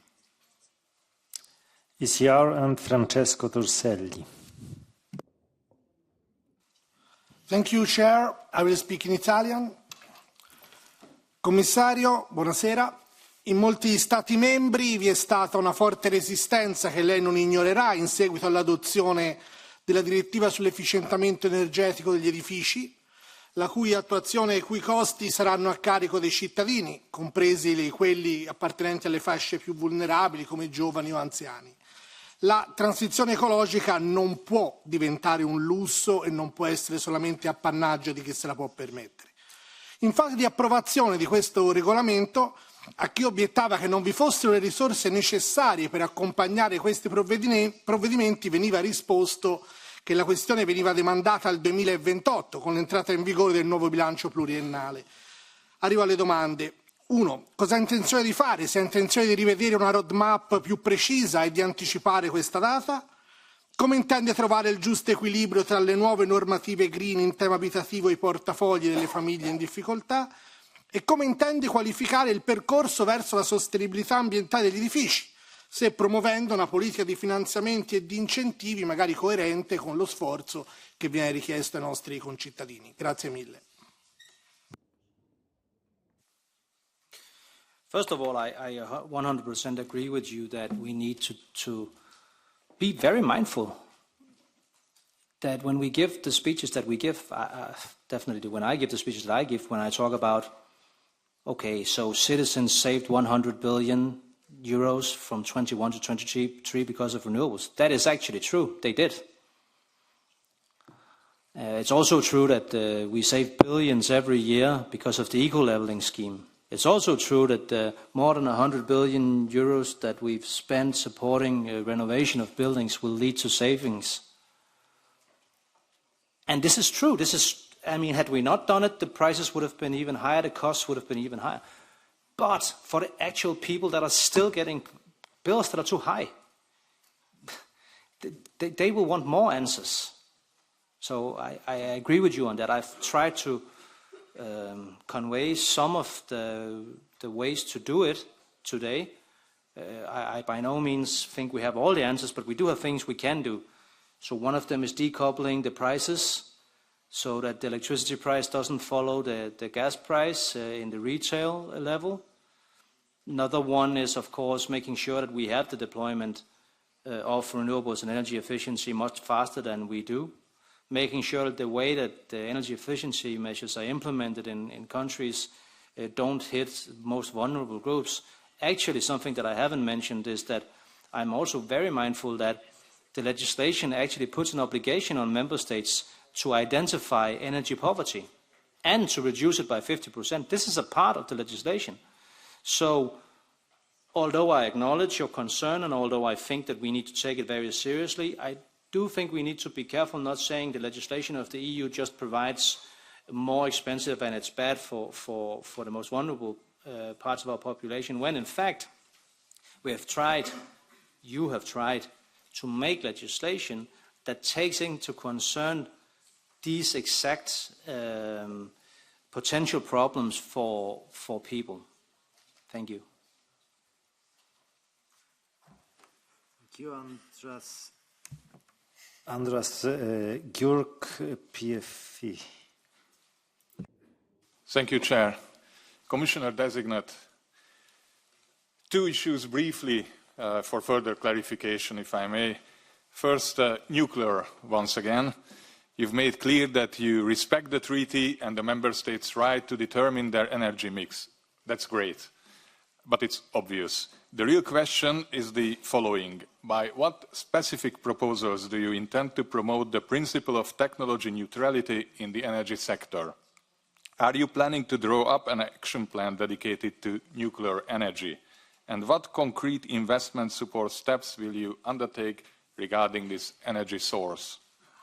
Second issue is residential energy subsidies, which are in force in many member states. These often mean essential help for families to mitigate the impact of sky-high energy prices. Based on this, do you intend to maintain the practice of the Commission's regular proposals, suggesting the ending of the Hungarian overhead reduction scheme, or are you willing to reconsider it? Thank you very much. On nuclear, I think this debate has shown very well that it is still a polarized topic. It was a polarized topic when I was a member of this parliament almost 20 years ago, and it's also been so in the many meetings in the council when we've had nuclear on the table. And very often it's polarized the debate so much that it's blocked for other decisions. What I will say about this debate today, and the many talks I've had with many of you before this hearing today, is that I hope and feel that there might be reasons for us to be able to move on, so that even though I acknowledge you say that it's obvious that I respect the treaty, obviously I do, but nonetheless, if it's so obvious, then it should be obvious for everybody that we should move away from the discussion on whether or not to have nuclear or not have nuclear. We have nuclear. It is a part of the energy mix now, and it will be also in the future. So how do we then move on to the more specifics? And then I'll be concrete with your answer. Sorry, with your question. I will put forward an illustrative nuclear program, a so-called PINK report, that will assess the different needs. I will make it also a part of the clean energy investment strategy to look at the needs for nuclear investments. I will put forward a program when and if that is deemed necessary and relevant after we get the recommendations from the industrial group that's working on SMRs now. Here, of course, it will be premature of me to do something now without listening to them. And that is about as concrete as I can get. Thank you. Thank you. On behalf of SND, Yanis Maniatis. Thank you very much, Chair. Dear Commissioner, the high and volatile prices that European citizens have had to pay for their energy and gas bills are in the forefront of our citizens' daily life. As you know, having to choose between heating or eating is daily reality for millions of people across the continent. What approach do you plan to take in tackling energy poverty? Will the upcoming action plan for affordable energy represent a clean, long-term response to energy poverty? Will the plan address the commitments to ensure EU-level energy efficiency measures and strong investments in renewables, coupled with targeted support measures for the most vulnerable, the poorer people, especially in renovating the worst performance buildings? 47 million people in Europe did not have the possibility of adequately heating their homes last winter. I mean, think about this. This is so they are choosing between eating or feeling warm. It is totally unacceptable. And we need to address this, and we need to address the energy poverty issue not only as something that will be solved because of all the other things we will do. To some extent, that will hopefully be the case, because many of the things that I've talked about will also help remedy this problem. But that is not enough. We need a dedicated strategy, and the energy poverty issue will be also part of the broader poverty strategy that we as a Commission will put forward. So I'll be working with, if I'm confirmed, with my colleagues in the college to make sure that we have a holistic view on poverty, and that will deal with the factor that is the most expensive for many people when living in a home apart from the actual rent or mortgage. Thank you. Thank you. And the last in this round, on behalf of EPP, Thomas Tobbe. Commissioner designate, as the chair said, I'm the last one, so we are soon there. I fully agree with you that affordable housing is crucial for our citizens, but it's also very clear that the challenges are very different in the member states. So I would argue that it's quite hard to find an efficient European policy. So therefore, I wonder, how do you plan to implement the principle of subsidiarity when developing the housing policy? Because I don't think that was really clear in your written answers. And lastly, on nuclear. I listened carefully. You have said that you cannot promise EU funding for nuclear. Fine. But I guess you are in favor of EU funding for renewables. You also say that we need to move on in this debate, and I fully agree with you. So therefore, my question is, do you exclude the possibility of EU funding of nuclear in the future? Yes or no? Thank you. The subsidiarity principle is extremely important on all issues, but on housing, I think we will see that we need to be extra careful. And this goes for both sides of the question. So subsidiarity is often used in discussions, and rightly so, but it's mostly used when somebody thinks that the EU is imposing something on a nation state that would be better solved there. But actually, it refers to the fact that you need to make the decision where's best made. So sometimes it also means that it's actually better to make it at a central level. So it goes both ways. I do think that many of the things we need to do from a European level will have to do with sharing best practices, knowledge, technical assistance. I haven't mentioned yet the European semester, but the European semester is also an opportunity to monitor the housing markets and thereby also maybe give recommendations to countries. I think it's very clear also that looking at the different ways that countries use taxation, the different ways that they regulate their markets, surely there must be a way to do it more rational, also seen from a European level. On nuclear funding, I'm not going to be making any revolutions, although I think you would probably want me to. It is not the job of the European Union to in my view, use our funding to support, for instance, a new nuclear power plant. We will look at nuclear energy as a carbon neutral part of our energy mix. We will also make it a part of the clean energy investment strategy, and I've also given a commitment today to make an illustrative nuclear program that will assess the needs. And hopefully that will also provide the data and the knowledge that we will all need to make the conversation that we have all talked about is necessary more feasible. Thank you. Thank you very much. And as was said, we are almost done, but only almost. And I would now like to give the floor to the Commissioner designate to make a brief closing statement of no more than 5 minutes.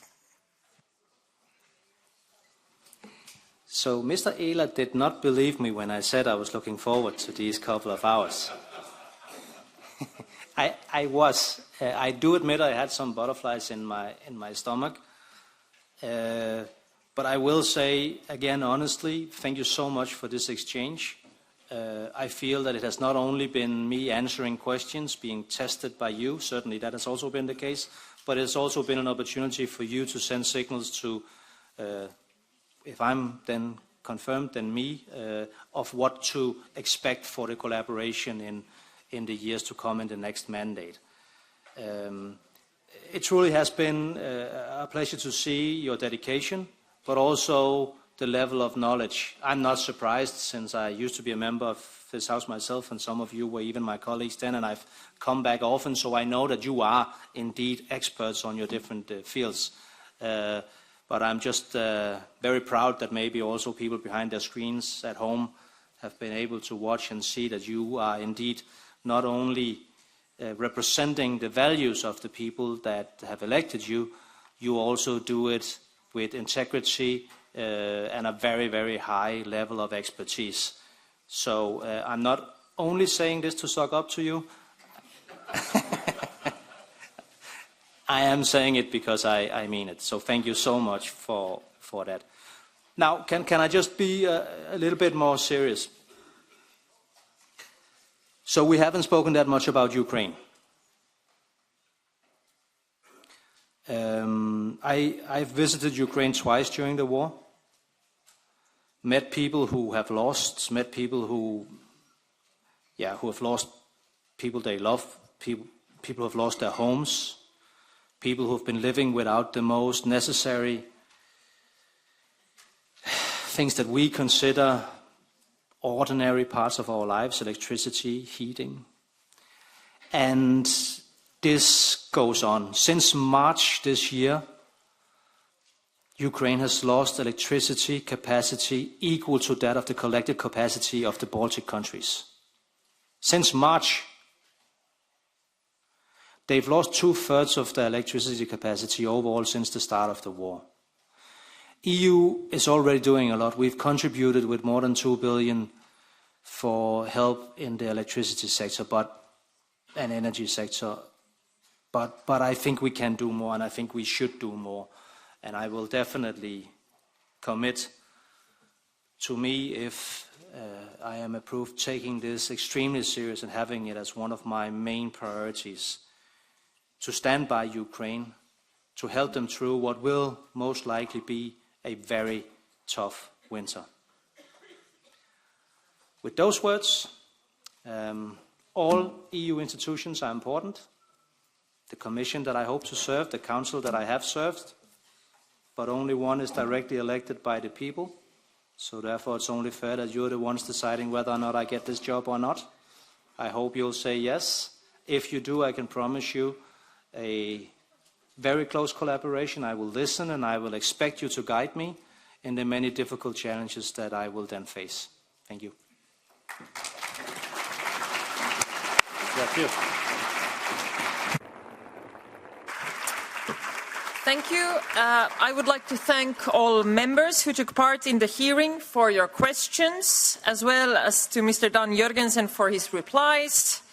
An evaluation meeting will be held in camera at 18:30. And also thank you to Mr. Budka for co-chairing the hearing. And I will now give the floor to you. Thank you very much. We are exactly in time. So this is maybe the first time we are just in time. So congratulate to you and to our members. Thanks a lot. And the meeting is closed.